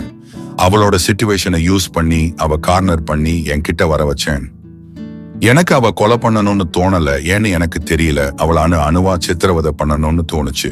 என் தங்கச்சி சாகும் போது எவ்வளோ வலி அனுபவிச்சாலோ அதை விட அதிகமா அவ துடிக்க விடணும்னு தோணுச்சு. அதான் அவ கல்யாணம் பண்ணிக்கிட்டேன். ஒரு நிமிஷம் மிஸ்டர் ஹர்ஷா, சாருவை தான் நீங்க கல்யாணம் பண்ணிக்கணும்னு சாரா சொல்லியிருக்காங்க. அப்புறமும் ஏன் நீங்க அவங்கள கல்யாணம் பண்ணிக்காம எங்க அக்காவை கல்யாணம் பண்ணீங்க? நியாயமான கேள்வியை சாரு முன்வைக்கவும் லேசாக புன்னகைத்தவன். எனக்கு சாரு மேல கொஞ்சமும் விருப்பம் இல்ல ஸ்ருதி. சாரா இறந்ததுக்கு அப்புறம் சாரு என்னோட ரொம்ப க்ளோஸ் ஆயிட்டா. உண்மைய சொல்ல போனா என்னோட வலி எல்லாத்தையும் மறக்கிற ஆளா அவதான் இருந்தா. சாராவை நினைச்சு நான் கலங்குற நேரம் எல்லாம் அவதான் என் கூட இருந்தா. ஆனா அவ கல்யாணம் பண்ணிக்கணும்னு எனக்கு தோணவே இல்லை. நிரவ் கூட சொல்லிட்டே இருப்பான் அவளை வீட்டை விட்டு வெளியே அனுப்பிடுன்னு. ஆனா நான் தான் கேட்காம இருந்துட்டேன். மகாவலிகள்ல பழி வாங்கணும்னு தோணுச்சு. அதான் கல்யாணம் பண்ணிக்கிட்டேன். அப்புறம் கொடுமையும் படுத்தினேன். நான் செஞ்சது எல்லாமே தப்புதான். அது எதையும் நான் நியாயப்படுத்த விரும்பல. ஆனா ஏன் யாரும் என் மனநிலைய பார்க்க மாட்டிருக்கீங்க? மகாவதான். நான் 2 வருஷமா வெறி பிடிச்ச மாதிரி தேடிட்டே இருந்தேன். அவ எனக்கு கிடைச்சதும் நான் என்ன கொஞ்சிட்டா இருக்க முடியும்? என் தங்கச்சிய கொன்னது அவதான்னு நான் நம்பினேன். ஏன்னா எல்லாமே அவளுக்கு எதிராக தான் இருந்துச்சு. இப்படி சொல்றதால நீங்க பண்ணது எல்லாம் சரின்னு ஆகிடுமா என்ன? எங்க அக்காவை ஒரே ரூம்ல அடைச்சு வச்சு பேச ஆள் இல்லாம அவ தனிமையிலேயே தவிக்க விட்டு, அவ முன்னாடியே சாரு கூட தப்பா இருந்து ஒழுங்கா சாப்பாடு தராம சாப்பாடு கேட்ட பாவத்துக்கு அவ கையில சுடு தண்ணி கொட்டி, ஐயோ எதுக்கு இவ்வளோவும், இதுக்கு நீங்க அவளை கொன்னே போட்டிருக்கலாம். இதெல்லாம் விடுங்க. அவள் கல்யாணம் பண்ணிக்கிட்ட அந்த நைட்டே எப்படி உங்களால சாரு கூட அந்த மாதிரி இருக்க முடிஞ்சது? உங்க மனசு கொஞ்சம் கூடவா உறுத்தல? இல்ல ஸ்ருதி, எனக்கு கொஞ்சம் கூட உறுத்தல். பட் என்று அவன் சொல்லவும் ஸ்ருதி அவனை முறைத்து பார்க்க, நான் மஹன்யாவோட நடந்ததை ஒரு கல்யாணமாவே எடுத்துக்காதாப்போ எப்படி சாரு கூட அப்படி இருந்தது எனக்கு உறுத்தும் சொல்லுங்க. மகாவை கொல்ல கூட்டிட்டு வந்த எனக்கு அவ முன்னாடி இன்னொரு பொண்ணு கூட இருக்குது. ஏன் குற்ற உணர்ச்சியை தரணும்? அவ மேல எனக்கு எந்த காதலும் இல்ல. இருந்தது மொத்தமும் வெறுப்பும் வெறியும் கோபமும் மட்டும்தான். அப்புறம் எப்படி நான் அவ என் வைஃபா நினைச்சு உத்தமனா இருக்க முடியும்? என்ன பொறுத்த வரைக்கும் நான் அவ கொல்லதான் போறேன், அவ்வளவுதானே தவிர அவ கூட வாழணும்னு எல்லாம் யோசிக்கவே இல்லை. அப்புறம் ஏன் நான் கில்ட்டியா ஃபீல் பண்ணணும்? அன்னைக்கு அப்படியெல்லாம் எதுவும் எனக்கு இல்ல. ஏன் அவ அங்க இருக்கிறது கூட என் மைண்டுக்கு உரைக்கல. அடுத்த நாள் தான் எனக்கு உரைச்சத்து. நானும் அதை பெருசா எடுத்துக்கல. அப்புறம் எனக்கு மகா மேல ஃபீலிங்ஸ் வந்ததும் சாரு உடனே வீட்டை விட்டு அனுப்பிட்டேனே. இதெல்லாம் யாரும் சொல்லலையா? விரக்தியாக அவன் புன்னகைக்கவும் லேசாக தலையை ஆட்டிய ஸ்ருதி தூரத்தில் இருந்த தன் அக்காவையும் சாரா ஆரோவையும் பார்க்க தேவும் அவர்களை தான் பார்த்து கொண்டிருந்தான். நான் பண்ணது எல்லாமே தப்புதான் ஸ்ருதி. சாருதான்னு தெரிஞ்சதுக்கு அப்புறம் எப்படி இருந்துச்சு தெரியுமா? அவ எனக்கு பண்ணது நம்பிக்கை துரோகம். என் தங்கச்சி அவளை எவ்வளோ நம்புனா. வார்த்தைக்கு வார்த்தை அண்ணி அண்ணின்னு வாய் நிறைய கூப்பிட்டா. ஆனாலும் எப்படி அவளால என் சாராவை கொல்ல முடிஞ்சது? என் சாரா எவ்வளோ தவிச்சு போய் இருப்பா. அதான் அவளுக்கு சாவை விட பெரிய தண்டனையா கொடுக்கணும்னு முடிவு பண்ணேன். வாழ்க்கை முழுக்க ஒருத்தங்களை எதிர்பார்த்துட்டே இருக்குது எவ்வளவு பெரிய வலி. அது அவளுக்கு கொடுத்துட்டேன். 2 கை 2 கால் இல்லாம பண்ணிட்டேன். என்கவும் அவனை பேவனை பார்த்தாள். ஸ்ருதி, இந்த தண்டனை அவங்களுக்கு போதுமா என்ன? எங்க அக்காவை நீங்க தப்பா நினைச்சிட்டு அவளை உங்க கூட வச்சுட்டு எவ்வளவு கொடுமை பண்ணீங்க. ஆனா சாருக்கு மட்டும் ஏன் இப்படி? இது கம்மியான தண்டனை இல்ல ஸ்ருதி. அவ இப்ப என்ன கொன்னு இருந்தா கூட பரவாயில்லன்னு யோசிச்சுட்டு சாவுக்காக வெயிட் பண்ணிட்டே இருக்கா. இதுவே பெரிய தண்டனை தான். மஹி அவ கொல்ல வந்தான்னு 3 மாசமும் அவளை ஒரே ரூம்ல அடைச்சு வச்சு ஒருவேளை மட்டும் சோறு போட்டு அவ டார்ச்சர் பண்ணேன். அதெல்லாம் வேற பக்கம். என்னது அக்காவை கொல்ல வந்தாங்களா? இந்த செய்தி ஸ்ருதிக்கு புதுசு. ஆமா, ஒரு பக்கம் சாரு தான் சாராவை கொன்னான்னு தெரிஞ்சதுல கோபம் வந்தாலும் இன்னொரு பக்கம் எனக்கு நிம்மதியாதான் இருந்துச்சு என்கவும் ஏன் என்பது போல் ஸ்ருதி பார்க்க, மஹன்யா போயிடுவாள, இனிமே அவ அங்க இருக்க வேண்டாம்ல. நானும் குற்ற உணர்ச்சியோடவே அவள் லவ் பண்ண வேண்டாம்ல. எத்தனையோ நாள் அழுது இருக்கேன் ஸ்ருதி. என் தங்கச்சிய கொன்னவ மேலேயே லவ் வந்துருச்சேன்னு எவ்வளவோ அழுது இருக்கேன். மகாவை விட்டு தள்ளி போயிட்டேன். அவ நேர்ல போய் பார்க்கவே இல்லை. 3 மாசம் பக்கம் அமெரிக்கால தான் இருந்தேன். மஹன்யா என்ன அடிச்சு இருந்தாலோ திட்டி இருந்தாலோ ஏன் கொன்னு இருந்தா கூட எனக்கு அவ்வளோ வலிச்சு இருக்காது ஸ்ருதி. ஆனா ஒரேடியா விட்டுட்டு போக சொன்னா பாருங்க, உயிரோடவே இருக்க வேண்டாம்னு தோணுச்சு. செத்து போயிடலாம்னு தோணுச்சு. எதுக்கு இந்த வாழ்க்கைன்னு கூட தோணுச்சு. பிடிச்சவங்க எல்லாம் லைனா விட்டுட்டு போயிட்டே இருந்தா எப்படி இருக்கும்? நரகம் ஸ்ருதி. அதெல்லாம் இங்கேயே இருந்தா அவ டிஸ்டர்ப் பண்ணாலும் பண்ணிடுவேன்னு தான் ஆஸ்திரேலியா போனேன். ஆனா அங்க போய் ஜடமா தான் ஸ்ருதி இருந்தேன். ஒருவித வெறுமையோட தான் அந்த நாள் எனக்கு ஸ்டார்ட் ஆகும். அப்புறம் வெறுப்போட எண்ட் ஆகும். அவ கூட இல்லாம பேசாம அவளை பார்க்காம தினம் தினம் மனசளவுல செத்துக்கிட்டே இருந்தேன் ஸ்ருதி. தொண்டை கமர் அவன் சொல்லவும் கண்ணிமைக்காமல் அவனை பார்த்து கொண்டிருந்தாள் ஸ்ருதி. அவளை நேர்ல பார்க்கணும்னு நான் என்னைக்கும் நினைச்சதே இல்ல. அவ நிம்மதியா இருக்கட்டும்னு மட்டும்தான் நினைச்சேன். ஆனா விதி மறுபடியும் அவளை என் கூடவே இருக்க செய்யுது. ஏன்னு எனக்கு தெரியல. ஆனா நான் ஒருபோதும் மஹி முன்னாடி போய் என் கூட இருன்னு சொல்லவே மாட்டேன். முதல் முறைதான் ஏன் இவனை பார்த்தோம்னு அவன் நொந்து போயிட்டா. இந்த முறையும் அவள் அப்படி ஃபீல் பண்ண விட மாட்டேன். அவ கூட இருக்கிற இந்த 4-5 மாசம் போதும் ஸ்ருதி. இதையே நினைச்சிட்டு என் கடைசி மூச்சு வரைக்கும் வாழ்ந்துப்பேன். எனக்கு வேற எதுவும் வேண்டாம். பெருமூச்சுடன் அவன் சொல்லி முடிக்கவும் வெற்று பார்வை அவனை பார்த்தாள் ஸ்ருதி. உள்ளுக்குள் அவனை பற்றி என்ன யோசித்துக் கொண்டிருக்கிறாள் என்பதை அவளே அறிவாள். ஆரவ் சாரா யாரு? புருவம் சுருங்க தேவ் கேட்கவும் மகாவுடன் இருந்தவர்களை ஒரு பார்வை பார்த்த ஸ்ருதி அவங்கள் அக்கா அடாப்ட் பண்ணா என்று சொல்ல, ஓ என்றான் தேவ். உங்களை என்னைக்காவது நேர்ல பார்த்தா 4 அடி அடிக்கணும்னு தான் இத்தனை நாளா நினைச்சிட்டே இருந்தேன். ஆனா எங்க அக்கா அளவுக்கு வலிய நீங்களும் அனுபவிச்சு இருக்கிறத கேட்டதுக்கு அப்புறம் என்னால அப்படி எதுவும் யோசிக்க முடியல என்றவளை ஆச்சரியமாக பார்த்து வைத்தான் ஹர்ஷா. இதுவரையில் அனைவருமே இவன் மீதுதான் தவறு என்று கூறிக்கொண்டிருந்தனர். ஆனால் ஸ்ருதி மட்டுமே இவனின் வலியையும் சேர்த்து பார்த்து இருக்கிறாள். அது அவனுக்கு திகைப்புடன் சேர்த்து சற்று ஆறுதல் அளித்தது. எல்லாரும் ஈஸியா சொல்லிட்டாங்க நீங்க பண்ணது தப்புன்னு. ஆனா அதுக்கு பின்னாடி இருக்கிற காரணத்தை ஏன் யாரும் பார்க்கலன்னு எனக்கு புரியல. எனக்கு இது எல்லாம் மேலோட்டமா தான் தெரியும். அதனாலதான் மது மேல கோவப்பட்டு நான் விலகி போனேன். இப்போ அனுபவிச்ச நீங்க உங்க வாயால அந்த வலி எல்லாத்தையும் சொல்லி கேட்கும் போது ரொம்ப கஷ்டமா இருக்கு. அன்னைக்கு மது சொல்ல வந்ததை நான் கேட்டிருக்கணும். ஆனா கேட்டு இருந்தாலும் கோவமா தான் இருப்பேனா என்னவோ. ஏன்னா எனக்கு எங்க அக்கா தான் முக்கியம். அவ பட்ட கொடுமைக்கு எல்லாம் கண்டிப்பா உங்களுக்கு தண்டனை கிடைக்கணும்னு நினைச்சிருப்பேன். ஆனா இப்ப எனக்கு அப்படி தோணல. ஏன்னா பிடிச்சவங்க மொத்தமா விட்டுட்டு போறதை விட வேற என்ன பெருசா வலி இருந்துட போகுது. நானும் 5 வருஷமா அதை எக்ஸ்பீரியன்ஸ் பண்ணிட்டு தானே இருக்கேன். இனியும் பண்ணுவேன்னு நினைக்கிறேன். மதுரனை எண்ணி அவள் பெருமூச்சை விட ஹர்ஷாவிற்கும் அது புரியவே செய்தது. எல்லாருக்கும் நீங்க அக்காவை பண்ண கொடுமை மட்டும்தான் தெரியுது. அதுக்கு பின்னாடி இருக்கிற உங்களோட வலி ஏன் யாருக்கும் புரியல என்றவளை சின்ன சிரிப்புடன் பார்த்த ஹர்ஷா, நான் உன்னை ஹக் பண்ணிக்கலாமா ஸ்ருதிமா என கேட்க அவனின் ஸ்ருதிமா என்ற அழைப்பில் உருகியவள் மெதுவாக தலையை ஆட்ட அழகான பிணைப்பு ஒன்று அங்கே உருவானது. ஸ்ருதியை மிருதுவாக அணைத்துக் கொண்டவன், தேங்க்ஸ் ஸ்ருதிமா. யாரும் என் கிட்ட இந்த மாதிரி சொன்னதே இல்லை. நீ சொன்னது எனக்கு ரொம்ப ரொம்ப ஆறுதலா இருக்கு. Thank you so much. நான் தழுத்தழுக்க அவன் சொல்லவும் அவனின் முதுகை ஆதரவாக தடவி கொடுத்தவள், இட்ஸ் ஓகே ஹர்ஷா கண்ணா, எல்லாம் சரியாயிடும், நீங்க கவலைப்படாதீங்க என்றாள் தூரத்தில் இருந்த மகாவை பார்த்து கொண்டு. அவள் கூறியதை கேட்டு லேசாக புன்னகைத்தவன் அவளை விட்டு விலக ஸ்ருதியும் ஆத்மார்த்தமான இதழ் விரிப்புடன் அவனை பார்த்தாள். சரி நீ சொல்லு, உன் வாழ்க்கை எப்படி போயிட்டு இருக்கு? என் வாழ்க்கை போகுது, அதை விடுங்க. விரக்தியாக அவள் சொல்ல அவளின் வார்த்தைக்கு பின்னால் இருந்த வலிக்கு காரணம் நிரவ் தான் என்பதை புரிந்து கொண்டான். நிரவ் மேல உனக்கு அவ்வளவுதான் நம்பிக்கையா ஸ்ருதிமா? அவ்வளவுதான் கேட்டிருந்தான் ஹர்ஷா. அதில் புருவம் இடுங்கியவள், ஏன் இப்படி கேக்குறீங்க என கேட்க தோளை ஏற்றி இறக்கினானே ஒழிய எதுவும் கூறிடவில்லை. 2 முறை கேட்டும் அவன் எதுவும் சொல்லாமல் போய்விட மகாவுடன் குழந்தைகள் வந்து நின்றனர். ஏய் சூப்பர்மேன், நீங்க இங்க என்ன பண்றீங்க? அப்பொழுதுதான் அவனை கண்டு இருந்தனர் சாராவும் ஆரவும்.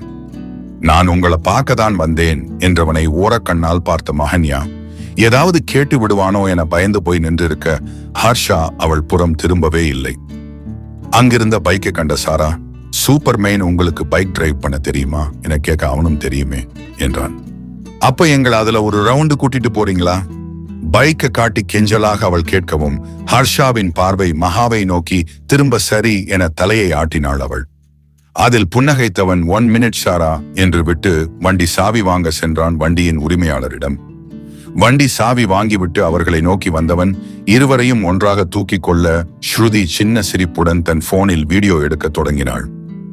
சட்டையில் பாக்கெட் எதுவும் இல்லாததால் தன் போனை மகாவிடம் அவன் நீட்ட தயக்கமாகவே வாங்கி கொண்டாள் அவள். ஹர்ஷா தூக்கவும் உற்சாகமாய் சாரா ஆரவ் கத்த, ஸ்ருதியும் அவர்களுடன் சேர்ந்து கத்த, மகா மனம் எங்கும் பாரமாக நின்றிருந்தாள். இருவரையும் பைக்கில் அமர வைத்தவன் தானும் ஏறிக்கொண்டு வண்டியை ஸ்டார்ட் செய்ய குழந்தைகளுக்கு மகிழ்ச்சி தாழவில்லை. சந்தோஷத்தில் ஆ ஊ என இருவரும் கத்தி கொண்டிருக்க அவர்கள் கொள்ளும் ஆனந்தத்தை கண்டு ஸ்ருதி ஹர்ஷாவும் சிரித்துக் கொண்டிருக்க மகாவிற்கு தான் ஒரு மாதிரியாக இருந்தது. ஹர்ஷாவின் போன் அடிக்கவும் யாரென பார்த்தவள் பாலாவின் எண்ணை கண்டுவிட்டு ஹர்ஷாவை பார்க்க அவன் சற்று தொலைவில் இருந்தான். அதனால் இவளே போனை எடுத்து அவன் வேலையாக இருக்கிறான் என்று கூறிவிட்டு கட் செய்ய அவனின் வால்பேப்பர் இவள் கண்ணில் பட்டது. மகா தூங்கிக் கொண்டிருக்கும் போது அவளுடன் எடுத்துக்கொண்ட புகைப்படம் தான் அது. அதை கண்டு கண்களை விரித்தவள் அடுத்த நொடி போனை ஆஃப் செய்து விட்டாள். அதன் பின் என்ன தோன்றியதோ தயக்கத்துடனே அவன் போனை ஆன் செய்ய லாக் ஸ்கிரீனில் இருவரின் பிரேஸ்லெட்டும் இணைந்து இருப்பதை வைத்திருந்தான். அதை கண்டு மீண்டும் கண்களை விரித்தவள் லேசாக அதை வருடி கொடுக்க என்னவென்று எட்டி பார்த்த ஸ்ருதியும் அதை கண்டு லேசாக புன்னகைத்துவிட்டு ஹர்ஷாவையும் குழந்தைகளையும் பார்க்க தொடங்க போனில் இருந்த கண்களை அப்படியே உயர்த்தி ஹர்ஷாவை பார்த்தாள் மகா. எதற்காக தன் மேல் இவனுக்கு இவ்வளவு காதல் என்றுதான் அவளுக்கு விளங்கவில்லை. இத்தனை வருடங்கள் கழித்தும் தன் மேல் குறையாத காதலுடன் இருப்பவனை எண்ணி அவள் மனம் ஆச்சரியமடையதான் செய்தது. குழந்தைகளுடன் சிரித்து பேசியபடி வண்டி ஓட்டி கொண்டிருந்தவனை கண் இமைக்காமல் பார்த்து கொண்டிருந்தவளின் பார்வை அவன் உணர்ந்தானோ என்னவோ திரும்பி அவளை பார்த்தான். அவன் பார்த்தும் பார்வையை விளக்காதவள் முன்னே பார்த்து வண்டியை ஓட்டும்படி கையை காட்ட அவனும் சின்ன சிரிப்புடன் திரும்பினான். ஹர்ஷா ரொம்ப நல்லவர்க்கா? திடீரென்று ஸ்ருதி சொல்லவும் அவளை கேள்வியாக மகா பார்க்க அவள் கூறியதை ஆமோதிப்பது போல் தலையை ஆட்டினாள் ஸ்ருதி. அவன் நல்லவன்தான் ஸ்ருதி, அவன் நல்லவன் இல்லைன்னு நான் சொல்லவே இல்லையே. என் விஷயத்துலதான் அவன் ரொம்ப தப்பா இருந்துட்டான், மத்தபடி அவன் ரொம்ப ரொம்ப நல்லவன்டி. அதான்கா நானும் சொல்றேன். மதுரன், சாஹில், நீ அம்மா அப்பா, கங்கா அக்கா, அசோக் மாமா, ஏன் நானே ஹர்ஷா மேலதான் தப்பு இருக்குன்னு பேசணுமே தவிர அதுக்கு பின்னாடி இருந்த அவரோட வலிய பத்தி யாருமே பேசலக்கா. சாரா கூட ஒரு நொடி கூட நீ இருந்தது இல்ல, ஏன் அவங்கள பார்த்தது கூட இல்ல. அவங்கள பத்தி ஜஸ்ட் தெரிஞ்சுக்கிட்ட, அவ்வளவுதான். அவங்கள பத்தி தெரிஞ்சுக்கிட்ட உனக்கே அவங்க மேல கண்ணுக்கு தெரியாத ஒரு பிரியம் வந்துருச்சு. அதோட விளைவுதான் நீ நம்ம சாராக்கு சாரான்னு பேர் வச்சது. உனக்கே அப்படின்னா ஹர்ஷா அவங்களோட அண்ணா, அவங்கள சின்ன வயசுல இருந்து பார்த்து பார்த்து வளர்த்தவரு. அவருக்கு அவங்களோட இழப்பு எவ்வளவு வலிய கொடுத்து இருக்கும். பிடிச்சவங்க இல்லாம போறது எல்லாம் கொடுமைக்கா. என்னோட வாழ்க்கையில மது இல்லாம போனதால எனக்கு அதோட வலி நல்லாவே தெரியும். ஆனா உனக்கு தெரிய வாய்ப்பில்ல, ஏன்னா உனக்கு பிடிச்ச நாங்க எல்லாருமே உன் கூடவே தானே இருக்கோம். உனக்கு எப்படி தெரியும்? ஒரே ஒரு முறை ஹர்ஷாவோட இடத்துல இருந்து நீ பாருக்கா. அப்பயாவது அவர் மனசளவுல கொஞ்சம் கொஞ்சமா செத்துட்டு இருக்கிறது உனக்கு புரியுதான்னு பாப்போம். மனதில் இருந்ததையெல்லாம் கூறி முடித்தவள் ஹர்ஷாவை நோக்கி சென்று விட அடித்து கொள்ளும் மனதுடன் ஹர்ஷாவை பார்த்தாள் மஹன்யா. சித்திமா, ஜாலியா இருந்துச்சு, நீயும் வரியா?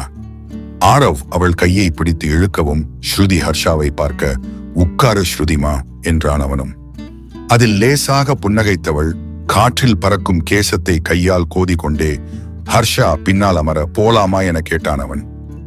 ஸ்ருதியுடன் சேர்ந்து குழந்தைகளும் எஸ் அப் என்று கத்திட மனமெங்கும் பொங்கும் பரவசத்தோடு வண்டியை எடுத்தான் ஹர்ஷா. இதை கண்ட மகாவிற்கு என்னவோ போல் ஆகிவிட அதற்கு மேல் அங்கே நிற்க முடியாமல் கனத்த மனதுடன் தன் காரில் ஏறி சென்று விட்டாள். அண்ணன் தம்பி யாரும் இல்லாததால் ஸ்ருதியும் இதுவரையில் பைக்கில் சென்றது இல்லை. அவளுக்கு இது ஒரு புது அனுபவமாக இருக்க ஹர்ஷாவின் தோளை இருபுறமும் பிடித்து கொண்டு அந்த நிமிடங்களை ரசிக்க தொடங்கியவள். ரோடு சைடு போறீங்களா என கேட்க அவனும் ஸ்ருதியின் சொல்லை கேட்டு சாலையோரம் வண்டியை விட்டான். கையை தோகையாக விரித்து காற்றை உள்வாங்கிய ஸ்ருதி லேசான மனதுடன் ஐஸ்கிரீம் கடையை பார்த்து அவனை நிறுத்த சொல்ல ஹர்ஷாவிற்கு சாராவின் நினைவு ஒரு நொடி மனதோரம் வந்து சேர்ந்தது. அவளும் இப்படிதான் ஐஸ்கிரீம் கடையை பார்த்தால் போதும், உடனே நிறுத்த சொல்வாள். அவள் நினைவு வந்ததும் ஏதோ ஒன்று மனதை அழுத்துவதை உணர்ந்தவன் அதை வெளியே காட்டாமல் வண்டியை நிறுத்த குழந்தைகளுடன் குழந்தையாக உள்ளே ஓடினாள் ஸ்ருதி. அதில் வலியை மறந்து புன்னகைத்தவன் உள்ளே செல்ல அவனுக்கும் சேர்த்து ஆர்டர் செய்திருந்தாள் அவனின் மச்சினிச்சி. எனக்கு வேண்டாம் என மறுத்தவனை, அட சாப்பிடுங்க, என்ன ஆகிட போது என்று அதட்டியவள். ஐஸ்கிரீம் வந்ததும் ஏய் என கத்த சாரா ஆரவும் சேர்ந்து கத்தினர். அதன் பின் ஆளாளுக்கு ஒன்றை எடுத்து உண்ணத் தொடங்க சாராவோ ஹர்ஷா என்றழைத்து இருந்தாள். தங்கை சாராவே அழைப்பது போல் இருக்கவும் ஹர்ஷாவின் இதயம் ஒரு நொடி நின்று துடித்தது. கண்கள் எல்லாம் கலங்கி போய் அவளை அவன் பார்க்க தன் பிஞ்சு கரத்தால் அவள் ஐஸ்கிரீமை ஸ்பூனில் எடுத்து ஊட்ட வாயை திறந்து வாங்கி கொண்டவனின் ஒரு துளி கண்ணீர் டேபிளில் பட்டு தெரிக்க அவன் கண்ணீரை கண்டு உண்மை அன்பிற்கு எந்த அளவிற்கு ஏங்கிக் கொண்டிருக்கிறான் என்பதை புரிந்து கொண்டாள் ஸ்ருதி. நால்வரும் ஐஸ்கிரீமை சாப்பிட்டு முடிக்க பே பண்ணிட்டு வாங்க மிஸ்டர் ஹர்ஷா உரிமையாக கூறிவிட்டு குழந்தைகளுடன் ஸ்ருதி வெளியே சென்று விட சின்ன சிரிப்புடன் காசை கொடுத்தவன் வெளியே வந்தான். அதன் பின் வந்தது போலவே நால்வரும் மீண்டும் பைக்கில் சந்தோஷமாய் காலேஜ் கட்டும் இடத்திற்கு சென்றுவிட சே பாய் டு ஹர்ஷா என்றாள் ஸ்ருதி. ஆரவ் சாராவும் பை என்று ஹர்ஷாவை காலோடு அணைத்துக் கொள்ள அவர்களுக்கு முத்தமிட்டு போக சொன்னான் அவன். சமத்தாக அவர்கள் காரை திறந்து உள்ளே அமர்ந்து கொள்ள ஹர்ஷாவை நோக்கி திரும்பினாள் ஸ்ருதி. நான் உங்களை எப்படி கூப்பிடட்டும்? சின்ன சிரிப்புடன் அவள் கேட்கவும் அழகாய் புன்னகைத்தான். ஹர்ஷம், ஹர்ஷானே கூப்பிட்டு. எனக்கு நெருக்கமான பொண்ணுங்க எல்லாம் என்னன்னு அப்படித்தான் கூப்பிடுவாங்க. நெருக்கமான பொண்ணுங்களா? எத்தனை பேர் இருக்காங்க லிஸ்ட்ல? புருவம் உயர்த்தி எள்ளலாக அவள் கேட்க, ரொம்ப கம்மி. ஃபர்ஸ்ட் என்னோட பாட்டி, அவங்க என்ன ஹர்ஷானு தான் கூப்பிடுவாங்க. அப்புறம் என் சாரா, அவளும் என்ன ஹர்ஷானு தான் கூப்பிடுவா. அப்புறம் என்னோட வாழ்க்கை துணை, உன்னோட அக்கா மஹன்யா அனந்த கிருஷ்ணன், அவங்களும் என்ன ஹர்ஷானு தான் கூப்பிடுறாங்க.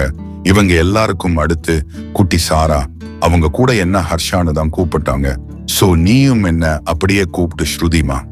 நீண்ட வருடங்களுக்கு பிறகு நிறைவான மனதுடன் பேசினான். ஹர்ஷா. அவன் கூறியதில் லேசாக சிரித்தவள், ஓகே ஹர்ஷா, நான் வரேன், பை, எல்லாமே சரியாயிடும், இனிமேலாவது லைஃப்ல கொஞ்சம் சிரிக்க ட்ரை பண்ணுங்க, பை என கூறி அவள் காரில் ஏறி கிளம்பிவிட மிகவும் அமைதியாக உணர்ந்தான் ஹர்ஷா. வீட்டிற்கு சென்ற மஹன்யா நேராக அவள் அறைக்குள் நுழைந்து கதவை சாற்றிக் கொண்டாள். மனம் நிம்மதி இல்லாமல் அடித்துக் கொண்டே இருக்கவும் கட்டிலில் விழுந்து கண்களை மூடினாள். சோர்வாக மூடிய கண்ணுக்குள் ஹர்ஷா ஸ்ருதி சாரா ஆரோ பைக்கில் போவது கண்முன் வர பட்டென்று கண்களை திறந்தவள் ஏதேதோ யோசித்து மனதை குழப்பிக் கொண்டாள். அடுத்த நாள் தன் முன்னே ஏதோ ஒரு யோசனையாக அமர்ந்து இருந்த சாஹில் புரியாமல் பார்த்து கொண்டிருந்தான் நிரவ். என்னடா என்னாச்சு, ஏன் இப்படி உட்கார்ந்துட்டு இருக்க, ஏதாவது ஸ்டேஷன்ல பிரச்சனையா, நான் வந்து பேசி தீர்த்து வைக்கணுமா என்றவனை கேவலமாக ஒரு லுக்கு விட்டான். சாஹில், ஏன் இப்படி? இல்ல உன்னை சமாதானம் செய்யலாம்னு அசட்டு சிரிப்புடன் அவன் இழுக்க, கொஞ்சம் மனசாட்சியோட சமாதானம் பண்ணுங்க யோவ், இவரு வந்து பிரச்சனையை தீர்த்து வைக்கிறாராம். சரி சரி அதை விடு, நீ ஏன் மூஞ்ச இப்படி வச்சிருக்க, அதை சொல்லு. மச்சான், இந்த ஹாஸ்பிடல்ல ஏதோ ஒண்ணு இருக்குடா, ஏதோ தப்பா நடக்க போற மாதிரி என் உள்ளுணர்வு சொல்லிட்டே இருக்கு. என்ன ஸ்டேஷன்ல நிம்மதியா இருக்கவே விட மாட்டேங்குதியா, இங்கேயே இழுத்துட்டு வருது. ஷாலினிய சொல்றியா மச்சான்? நக்கலாக நிரவ் கேட்கவும் கையில் உருட்டி கொண்டிருந்த பேப்பர் வெயிட்டை தூக்கி அவன் மீதே எரிய சுதாரித்து விலகி தலையை காத்து கொண்டான் நிரவ். ஏன்யா? அதிர்ச்சி விலகாமல் நெஞ்சில் கை வைத்து ஆசுவாசம் அடைந்தபடி நிரவ் கேட்க, நான் இங்க எவ்வளோ சீரியஸா பேசிட்டே இருக்கேன், நீ என்னன்னா ஷாலினின்னு காமெடி பண்ணிட்டே இருக்க. அவளை பார்க்கதான மச்சான் நீ ஏதோ காரணம் சொல்லி இங்கிட்டு வர, உண்மைய சொல்லு, அவ மேல உனக்கு ஏதோ ஒரு இது இருக்குதா? ஒற்றை கண்ணடித்து கேட்டவனை எதை கொண்டு அடிப்பது என அவன் கீழே குனிந்து தேட புரியாமல் பார்த்தான். நிரவ், யோவ் சாஹிலு என்னையா, என்னத்தையா தேடுற, எதுவா இருந்தாலும் வாயில பேசிக்கலாம்யா. கூல் என்றதும் அவனை நிமிர்ந்து பார்த்தவன், எனக்கு அந்த பொண்ணு மேல எந்த ஃபீலிங்ஸும் இல்ல எங்கவும் அதிர்ந்து போனான் நிரவ். சாஹில், சும்மா சொல்லாத, உனக்கு அந்த பொண்ணு மேல ஒரு கண்ணு இருக்கு, எனக்கு நல்லாவே தெரியும், அதனாலதான் நீ அப்போல இருந்து ஏதாவது ஒரு காரணம் சொல்லி வந்துட்டே இருக்க. ஐயோ மச்சான், சத்தியமா எனக்கு அந்த பொண்ணு மேல எந்த எண்ணமும் இல்ல, நான் இங்க வந்ததுக்கு காரணம் ஏதோ ஒண்ணு இங்க நடக்குது, என்ன நிம்மதியாவே இருக்க விடல, என் மனசு இங்க போக சொல்லி அடிச்சுக்கிட்டே இருந்துச்சு, அதனாலதான் நான் வந்தேன். என்னையா சொல்ற? அப்போ நிஜமாவே உனக்கு ஷாலினி மேல எந்த விருப்பமும் இல்லையா? ஷாலினி மேல மட்டும் இல்ல மச்சான், வேற எந்த பொண்ணு மேலயும் எனக்கு எந்த விருப்பமும் வராது. எனக்கு என் ஆப்ஸ் தான், அவ மட்டும் தான் எனக்கு, வேற யாருக்கும் என் லைஃப்ல இடம் இல்ல. அப்புறம் ஏன் நீ அவ மேல ஏதோ ஒண்ணு இருக்கிற மாதிரியே என்கிட்ட பேசுன? அது உன்னை வெறுப்பேத்த பண்ணேன்யா. அப்போ அவளை முதல் நாள் பார்த்து அப்ப ஏன் அழகா இருக்கான்னு சொன்ன? அதுவும் உன்னை நார்மலாக தான் சொன்னேன். நீ அப்போ ஸ்ருதி என்ன திட்டான்னு வருத்தப்பட்ட, அதான் உன் மைண்ட் சேஞ்ச் பண்ண அப்படி சொன்னேன். எனக்கு என் ஆப்ஸ் மட்டும்தான் நிரவ் மச்சான், வேற யாருக்கும் என் லைஃப்ல இடம் இல்ல. இதெல்லாம் விடு, இந்த ஹாஸ்பிடல்ல ஏதோ ஒண்ணு இருக்கு, ஏதோ தப்பா இருக்கு. சந்தேகப்படுற மாதிரி நீ எதையாவது பாத்தியா? இல்ல சந்தேகப்படுற மாதிரி ஏதாவது ஒரு ஆள் இங்க இருக்காங்களா? போலீஸாக மாறி அவன் விசாரணையை தொடங்கவும் சற்று யோசித்தவன், இல்ல மச்சான், அப்படியெல்லாம் எதுவும் இல்லை என்றிட, இல்ல மச்சான், இங்க என்னமோ இருக்கு, ஏதோ தப்பா நடக்க போகுது, என் உள் மனசு சொல்லிட்டே இருக்கு. நீ எல்லாரையும் கிளீனா வாட்ச் பண்ணு மச்சான். பேஷண்ட்ஸ், டாக்டர்ஸ், நர்ஸ், கிளீன் பண்றவங்க, ஆம்புலன்ஸ் டிரைவர் எல்லாரையும் வாட்ச் பண்ணு. யோஃபி, எல்லாரையும் வாட்ச் பண்ணனா என்ன கான்ஸ்டபிளா, டாக்டரியா? எனக்கு நிறைய வேலை இருக்கும், நான் எவ்வளோ சீரியஸா இங்க ஏதோ தப்பா நடக்க போகுதுன்னு சொல்லிட்டே இருக்கேன். நீ என்னன்னா நீ டாக்டர்னு சொல்லி காமெடி பண்ணிட்டே இருக்க. ஒழுங்கா எல்லாரையும் வாட்ச் பண்ணி ஈவினிங் வீட்டுக்கு வந்து என்கிட்ட சொல்லு. நான் கிளம்புறேன் என்னும் போதே ஷாலினி உள்ளே வர அவளை நோக்கி சிநேகமாக புன்னகைத்தான் சாஹில். டிஎஸ்பி ஸ்டேஷன்ல இருக்கிறத விட ஹாஸ்பிடல்ல தான் அதிகமா இருக்கீங்க கிண்டலாக அவள் சொல்லவும் அசட்டு சிரிப்பை உதிர்த்தவன், எல்லாம் உங்களுக்காகத்தான் மிஸ் ஷாலினி என்றிட நிரபோபேவன பார்த்தான். ஏண்டா இவ்வளோ நேரம் ஒண்ணும் இல்லைன்னு சொல்லிட்டு இப்ப என்னடா பண்ற என அவன் மைண்ட் வாய்ஸ் கொடுக்க, என்ன எனக்காக என்றாள் ஷாலினி விளங்காமல். அது நீங்க எல்லாம் பப்ளிக் இல்லையா, உங்களோட பாதுகாப்புக்காக தான் நான் இருக்கேன், அத சொன்னேன். சரி நான் வரேன் யோவ் மச்சான், நான் சொன்னது ஞாபகம் இருக்கட்டும், பாய் என்றவன் வெளியே சென்று விட செல்லும் அவனையே சின்ன சிரிப்புடன் பார்த்து வைத்தாள். ஷாலினி உனக்கு ஏத்த பொண்ணு மச்சான், கண்டிப்பா அவ உன் மனசை மாத்துவா. நீயும் ஷாலினியும் ஒரு ஹாப்பி லைஃப் கண்டிப்பா வாழுவீங்க என நினைத்து கொண்டான் நிரவ். எப்பொழுதும் போல் மகா சைட்டிற்கு செல்ல அங்கு ஹர்ஷா இருந்தான். அதை கண்டு ஆச்சரியமாய் புருவம் உயர்த்தியவள் காரில் இருந்து இறங்கி வேலையெல்லாம் சரியாக நடக்கிறதா என்று பார்க்க தொடங்க, அவள் வந்ததை அறிந்தும் திரும்பாமல் இருக்க பெரும்பாடுபட்டான் ஹர்ஷா. ஏய் மாமி என்று பாலா அழைக்க அவளோ அவன் புறம் திரும்பவே இல்லை. காரிடமே அமைதியாக நின்று போனை பார்த்து கொண்டிருக்க அவள் அருகே வந்து விட்டான் பாலா. நான் சொல்றத கொஞ்சம் கேளு மாமி. நீ என்ன தப்பா புரிஞ்சுகிட்ட? நான் தப்பா எதுவும் கேட்க வரல. நீங்க எதுவும் சொல்ல வேண்டாம் மிஸ்டர் பாலா. நேக்கி எல்லாம் தெரியும். முகத்தை திருப்பி கொண்டாள் அக்ஷயா. ஐயோ, இந்த மாமியோட முடியலடா எப்பா என வெளிப்படையாக முணுமுணுத்தவன். இங்க பாருங்க மாமி, என் பாஸ் கிட்ட உங்க பாஸ் ரொம்பவே ஃப்ரெண்ட்லியா இருக்காங்க. அதனால அவங்க தான் ஹர்ஷாவோட மனைவியா இருப்பாங்களோன்னு எனக்கு ஒரு டவுட். அதை தான் கேட்க வந்தேன் என்றவனை அதிர்ந்து போய் பார்த்தாள் அக்ஷயா. என்ன சொல்றேள்? மேம் எப்படி அவளோட வைஃபா இருக்க முடியும்? அதை தானடி நானும் கேட்க வந்தேன். உங்க மேம் பத்தி உனக்கு என்ன தெரியும்? அதெல்லாம் சொல்லு. அவா பேர் மஹன்யா என்றதும் கடுப்புடன் பார்த்து வைத்தான் பாலா. அவங்க பேர் மஹன்யான்னு எனக்கு தெரியாதா? வேற ஏதாவது சொல்லுடி என்றவன் ஒரு முறை ஹர்ஷாவை பார்க்க அவனோ மகாவை ரசித்துக் கொண்டிருந்தான். அங்க பாரு மாமி, சைட்டுக்கு வந்துட்டு வேலையை பார்க்காம சைடு அடிச்சுட்டே இருக்கான். இதெல்லாம் பார்க்கும்போதுதான் எனக்கு சந்தேகமா இருக்கு. நீ சொல்லு அவங்கள பத்தி. அவளுக்கு அப்பா அம்மா அப்புறம் ஒரு தங்கச்சி இருக்கா. எல்லாருக்கும் இது இருக்கிறது தான் மாமி. புதுசா ஏதாவது சொல்லு. she has 2 babies. அதுவும் ட்வின்ஸ். வாட்? அப்ப அவங்களுக்கு கல்யாணம் ஆகிடுச்சா? கல்யாணம் ஆச்சான்னு நேக்கு தெரியாது. ஆனா அவ குழந்தைங்களை அடாப்ட் பண்ணிருக்கிறதா சொன்னா. ஓஹோ, சரி, வேற ஏதாவது சொல்லு. வேறனா? நான் அவ குடும்பத்துல இருக்கிறவாளோட பேரை தான் சொல்லணும். சரி, அதையே சொல்லு. அலுப்புடன் கேட்டான் பாலாமாமியிடமெல்லாம் இன்வெஸ்டிகேட் பண்ணியதை எண்ணி கடுப்புடன். அவ அம்மா பேர் செல்வி, அப்பா பேர் அனந்தகிருஷ்ணன், குட்டீஸ் பேர் அரவ் சாரா, அப்புறம் தங்கச்சி பேரு என அவள் யோசிக்க, தெரிஞ்சதே பேர் மட்டும்தான். அத கூட ஒழுங்கா சொல்ல மாட்டியா மாமி? யோசிச்சு சொல்லு. கடுப்பாக அவன் கேட்க, இருங்கோ, தொண்டையில இருக்க வந்துரும் என்றவள் நன்றாக யோசித்து ஸ்ருதி என்கவும் பையன் கண்டறிந்து கொண்டான் மகாவை. என்ன யோசிச்சுட்டே இருக்கேள்? நேக்கும் என்னன்னு சொல்லுங்கோ. பாலாவின் கையை தொட்டு அவள் கேட்கவும் அவளின் முகத்தை பார்த்த பாலா, மஹன்யாதான் என் ஹர்ஷாவோட வைஃப் என்றிட, எப்படி சொல்றேள் என்றாள் அக்ஷயா. அவளுக்கு தான் தெரியுமே அவள் கூறிய தகவலின் லட்சணத்தை பற்றி. அதை வச்சு இவன் எப்படி கண்டுகொண்டான் என்ற ஆச்சரியம்தான். ஸ்ருதியோட அக்காவை தான் தேவ் கல்யாணம் பண்ணிக்கிட்டான். நீ மஹன்யாவோட தங்கச்சி பேர் ஸ்ருதின்னு சொன்னல, அதை வச்சுதான் கண்டுபிடிச்சேன் என்றவனை சப்பென்று பார்த்து வைத்தாள் மாமி. என்ன பேசுறேள்? ஊர் உலகத்துல இவா தங்கச்சி பேர் மட்டும்தான் ஸ்ருதின்னு இருக்குமோ? இல்லதான். ஆனா ஸ்ருதி அப்பா பேர் அனந்தகிருஷ்ணன் தான். அப்புறம் குழந்தை பேர் சாரான்னு சொன்னல, அதுக்கும் மஹன்யாக்கும் தேவ்க்கும் நடுவுல பெரிய கணக்கு இருக்கு. அதை வச்சுதான் சொன்னேன். இது ஜஸ்ட் என்னோட கெஸ் தான். நான் போய் என் மச்சான் கிட்டையே தெரிஞ்சிட்டு வரேன். வீரமாக கூறிவிட்டு சென்றவனை கேவலமாக பார்த்துவிட்டு மகாவை நோக்கி சென்றாள் அக்ஷயா. பாலா அவன் அருகே சென்றும் மகாவையை தேவ் பார்த்து கொண்டிருக்க, அடுத்தவன் பொண்டாட்டிய இப்படி அப்பட்டமா சைடு அடிச்சிட்டு இருக்கியே, வெக்கமா இல்ல உனக்கு? இதுல உனக்கு வேற கல்யாணம் ஆகி அந்த பொண்ணு ஏதோ ஒரு ஊர்ல இருக்கு.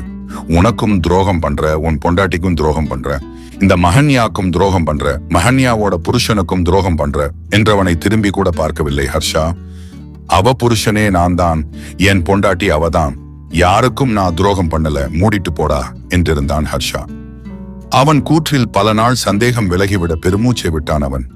இது ஏண்டா என்கிட்ட முன்னாடியே சொல்லல? எதை சொல்லல? அதான் அவங்கதான் உன் மனைவின்னு நீ என்கிட்ட கேட்கவே இல்லையே மச்சான். கேட்கலானாலும் நீ சொல்லிருக்கணும்டா.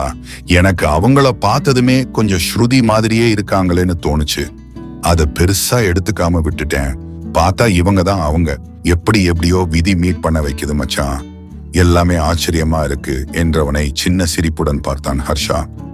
மகா என்று ஒரு குரல் கேட்கவும் மகாவுடன் சேர்ந்து பாலா, ஹர்ஷா, அக்ஷயா மூவரும் திரும்ப அங்கு இருந்ததோ நிரவ் மற்றும் சாஹில். நிரவை கண்டதும் மகிழ்ச்சி அடைந்தவள் வேகமாக ஓடி சென்று அவனை அணைத்துக் கொள்ள அவனும் சிரிப்புடன் அவள் முதுகை தடவி கொடுத்தான். எப்படி இருக்கீங்க நிரவ் அண்ணா? உங்களை பார்த்து எத்தனை வருஷமாச்சு? துளிர்த்த கண்ணீருடன் அவள் கேட்க, அப்போ நானே என்றான் டிஎஸ்பி. அதில் லேசாக சிரித்தவள் அவனையும் மிருதுவாக அணைத்துக் கொண்டாள். உன்ன நினைச்சா ரொம்ப பெருமையா இருக்கு மகா. கட்டி கொண்டிருக்கும் கல்லூரியை பார்த்து கொண்டு நிரவ் சொல்லவும் மகாவிற்கு மனம் நிறைவாக இருந்தது. நாம் செய்யும் செயல் சிறியதோ பெரியதோ, நமக்கு பிடித்தவர்கள் அதை எண்ணி பெருமை கொள்ளும் போது மனம் அவ்வளவு உற்சாகம் அடையும் தானே. உன் டிசைன் காட்டு மகா. சாஹிலும் ஆச்சரியமாய் கேட்கவும் திரும்பி ஹர்ஷாவை அவள் பார்க்க அவனும் கையில் இருந்த ஷார்ட்டை கொண்டு வந்து கொடுத்தான். அன்று ரெஸ்டாரண்டிலே பார்த்தார்களே, மகாவை ஒருவன் பக்கம் பக்கமாக புகழ்ந்து கொண்டிருந்ததை. அப்பொழுதே இவள் வரைந்து இருந்த டிசைன்ஸ் கண்டு ஆச்சரியம் கொண்டனர். இப்பொழுது கேட்கவா வேண்டும்? இருவருமாக சேர்ந்து அவளை பாராட்டி தள்ள சிறிய புன்னகையுடன் அதை ஏற்றுக்கொண்டாள் மகா. பிறகு அவர்கள் இருவரையும் அழைத்து கொண்டு சைட் முழுவதும் அவள் சுற்றி காட்ட அவள் கொள்ளும் மகிழ்ச்சியை கண்டு ஹர்ஷா ரசித்துக் கொண்டிருக்க அவன் கண்ணில் தெரியும் காதலை கண்டு பூரித்து போனான் பாலா. எப்படிடா அவங்களை இவ்ளோ லவ் பண்ற என்ற பாலாவின் குரலில் அவனை ஒரு பார்வை பார்த்தவன் லேசாக சிரித்துவிட்டு எதுவும் கூறாமல் அமைதியாக இருக்க பாலாவும் அதற்கு மேல் எதுவும் கேட்டுக்கொள்ளவில்லை. அண்ணா வாங்க வீட்டுக்கு போலாம். சுற்றி பார்த்து முடித்து மகா அழைக்க அவர்களும் மறுக்காமல் சரி என்றனர். மிஸ்டர் பாலா என மகா அழைக்கவும் சொல்லுங்க மிஸ் மஹன்யா என்று அவன் பதில் அளிக்க அவன் துணியில் புருவமிடுங்கியவள். அக்ஷயாவை வீட்டுல ட்ராப் பண்ணிடுங்க என்றிட ஓகே என்றான் அவன். உனக்கு ஓகே தானே அக்ஷு என்கவும் அக்ஷயாவும் எஸ்மெம் என தலையை ஆட்ட பை என்று விட்டு தன் காரை நோக்கி சென்றவள் ஏறும் முன் ஏதோ தோன்றவும் திரும்பி பார்க்க அங்கு ஹர்ஷா வலியோடு இவளை தான் பார்த்து கொண்டிருந்தான். அவன் பார்வையில் இவள் மனம் சற்று தடுமாற அதை இறுக்கி கொண்டவள். காரில் ஏறிவிட ஹர்ஷாவிற்கு ஏதோ ஒரு துயரம் வந்து நெஞ்சில் குடிகொண்டது. மச்சான் நீ எதுவும் ஃபீல் பண்ணாதடா, எல்லாம் சரியாயிடும். உனக்கு கஷ்டமா இருந்தா சொல்லுடா, நாங்க போகல. எனக்கு எப்பவும் நீதான் முக்கியம். அவன் தோளில் ஆதரவாக தட்டி நிரவ் சொல்லவும் விரக்தியாக சிரித்தவன் இட்ஸ் ஓகே மச்சான், இதெல்லாம் எனக்கு பழக்கப்பட்டதுதான். நீங்க ஹாப்பியா போயிட்டு வாங்க. சரி ஆகிடும் ஹர்ஷா மச்சான், நீ விடு. சாஹிலும் தன் பங்கிற்கு ஆறுதலாக சொல்ல இதெல்லாம் வேண்டாம்னு தான் நான் ஒதுங்கி இருந்தேன் சாஹில். ஆனா ஏன் விதி என் வாழ்க்கையில இப்படி விளையாடிட்டு இருக்குன்னு எனக்கு தெரியல. அப்புறம் நிரவ் அன்னைக்கு 2 குழந்தைகளை பத்தி சொன்னேன்ல, ஆரவ் சாரா அவங்க மகாவோட கிட்ஸ் தான். எங்கவும் நிரவுடன் சேர்ந்து சாஹிலும் அதிர்ந்து போக நீங்க போயிட்டு வாங்க, வீட்டில் மற்றதை பேசிக்கலாம். பெருமூச்சுடன் அவன் சொல்லவும் சாஹிலும் நிரவும் சென்றுவிட மகாவை பார்க்க முடியாமல் திரும்பிக் கொண்டான் ஹர்ஷா. மகாவின் காரில் இருவரும் ஏறிக்கொள்ள திரும்பி நின்று இருந்த ஹர்ஷாவை பார்த்து கொண்டிருந்த மஹன்யா அவர்கள் ஏறவும் வண்டியை எடுத்தாள். பாதி தூரம் சென்றிருக்க மூவருமே எதுவும் பேசிக்கொள்ளவில்லை. மூவரின் சிந்தனையுமே ஒருவனை சுற்றியேதான் இருந்தது. நிரவ் அண்ணா அவன் ஓகே தானே? உள்ளே சென்ற குரலில் மகா கேட்கவும் லேசாக இதழ் விரித்தவன் நீ இல்லாம அவன் எப்பவுமே ஓகே இல்ல மகா என்றிட ஏண்டா கேட்டோம் என்றானது அவளுக்கு. அண்ணா பிளீஸ். ஒரே வார்த்தையில் அந்த பேச்சுக்கு அவள் முற்றுப்புள்ளி வைக்க நிரவும் அதற்கு மேல் வாயை திறக்கவில்லை. வீடு வரவும் மகா காரை நிறுத்த காரில் இருந்தே ஒரு முறை வீட்டை பார்த்த நிரவ் சாஹில் மீண்டும் திரும்பி மகாவை பார்க்க என்னன்னா என்றாள் அவள். வீடும் உன் டிசைன் தானா? ஆமா சாஹில் அண்ணா, எப்படி கண்டுபிடிச்சீங்க? சீட் பெல்ட்டை கழற்றி கொண்டே அவள் கேட்க பார்த்தாலே தெரியுது மகா என்றான் அவன். உண்மைதான், அவர்களுக்கான வீட்டை பார்த்து பார்த்து கட்டியிருந்தாள் மகா. இருப்பதற்கு வீடு கூட இல்லாமல் அவளும் அவள் குடும்பமும் பட்ட கஷ்டம் அவளுக்கு தானே தெரியும். நடுத்தர மக்களின் குறைந்தபட்ச ஆசையை பிடித்தது போல் ஒரு சொந்த வீட்டை கட்ட வேண்டும் என்பதுதான். அதனால்தான் மகா அவர்களின் வீட்டை அற்புதமாகவும் அழகாகவும் கட்டமைத்தாள். உள்ள வாங்க என்றவள் அம்மா என கத்திக்கொண்டே செல்ல சற்று தயக்கத்துடனே உள்ளே நுழைந்தனர் இருவரும். மகாவின் குரலில் வெளியே வந்த செல்விக்கு நிரவ் யார் என்று தெரிந்தது. ஆனால் சாஹிலை அவருக்கு தெரியாமல் போகவும் கேள்வியாக மகாவை பார்க்க சாராவை லவ் பண்ணவரு என்றாள் அவள். யாரோ வந்து இருப்பது போல் இருக்கவும் வெளியே வந்த ஆரவ் சாரா இதை கேட்டுவிட என்னது என்ன லவ் பண்ணாரா என்றாள் சாரா. அவள் குரலில் திரும்பிய நிரவும் சாஹிலும் அவளை கண்டு பூரித்து நிற்க அவளோ தன் தாயை பார்த்து கொண்டிருந்தாள். உங்க பேரும் சாராவா? ஆசையாய் சாஹில் பேசவும் அவனை பார்த்தவள் ஆமா நான் சாரா, இவன் ஆரவ். நீங்க யாரு? எங்க வீட்டுக்குள்ள என்ன பண்றீங்க என கேட்க சாரா என்று அதட்டினாள். மகா இரு மகா, நான் பேசுறேன் என்றவன் சாராவை பார்த்து நான் சாஹில் ரியான் என்றிட ரியானா கண்கள் சிமிட்டி சாரா கேட்கவும் அவனுக்கு கண்கள் எல்லாம் கலங்கி போனது. சாராவும் இவனை ரியான் என்றே அழைப்பாள் அல்லவா? குட்டி சாராவும் அப்படியே அழைக்கவும் அவனின் இதயம் சற்று வலிக்கத் தொடங்கிவிட்டது. சாராவின் நினைவால். மம்மா, யார் இவங்க? ஆரவ் கேட்கவும் அவன் உயர்த்திற்கு மண்டியிட்ட நிரவ், நாங்க 2 பேரும் உங்களுக்கு மாமா என கூற, நோ என்றிருந்தாள் மகன்யா. அதில் நிரவிற்கு முகம் ஒரு மாதிரி ஆகிவிட அவளை நிமிர்ந்து ஏன் என்பது போல் பார்த்தான். அவர் மட்டும்தான் மாமா, இவரும் உங்களுக்கு சித்தப்பா, நம்ம ஸ்ருதி சித்திய கல்யாணம் பண்ணிக்க போறவரு என்கவும் நிரவின் மனம் ஆனந்தத்தில் பூரித்து போய்விட, அப்படியா என்ற ரீதியில் பார்த்து வைத்தனர் ஆரவும் சாராவும். அந்த சாராதான் இல்லை, இவளாவது தன்னுடன் இருக்கட்டும் என சாராவை தூக்கி கொண்ட சாஹில் அவளை தன்னிடமிருந்து விலக்கவே இல்லை. சாராவும் அவனுடன் நன்றாக ஒன்றிவிட சாஹிலை கையிலே பிடிக்க முடியவில்லை. ஸ்ருதி மருத்துவமனையில் இருந்து வந்து இருக்காததால் வீட்டில் இல்லை அவள். நிரவ் தான் மகாவை பார்த்தே ஆக வேண்டும் என சாஹிலை இழுத்து கொண்டு ஹாஸ்பிடலில் லீவ் கூறிவிட்டு கிளம்பி வந்து இருந்தான். அவ ஹாஸ்பிடல்ல இருப்பானு உங்களுக்கு தெரியாதா நிரவ் அண்ணா என்றாள் நக்கலாக. இல்ல மகா, வர டைம் ஆகிடுச்சு. அதான் அசட்டு சிரிப்புடன் அவன் சொல்ல, அவ வரும்போது வரட்டும், நீங்க வாங்க சாப்பிடலாம் என்று அழைத்து செல்வி செய்திருந்த உணவை இருவருக்கும் பரிமாற அவர்களும் சந்தோஷமாக உண்டனர். உண்டு முடித்ததும் சிறிது நேரம் அவர்களுடன் செலவிட்ட நிரவ் மற்றும் சாஹில் சாரா ஆரவை விட்டு கிளம்ப மனதே இல்லாமல் இன்னொரு நாள் வருவதாக கூறி கிளம்பினர்.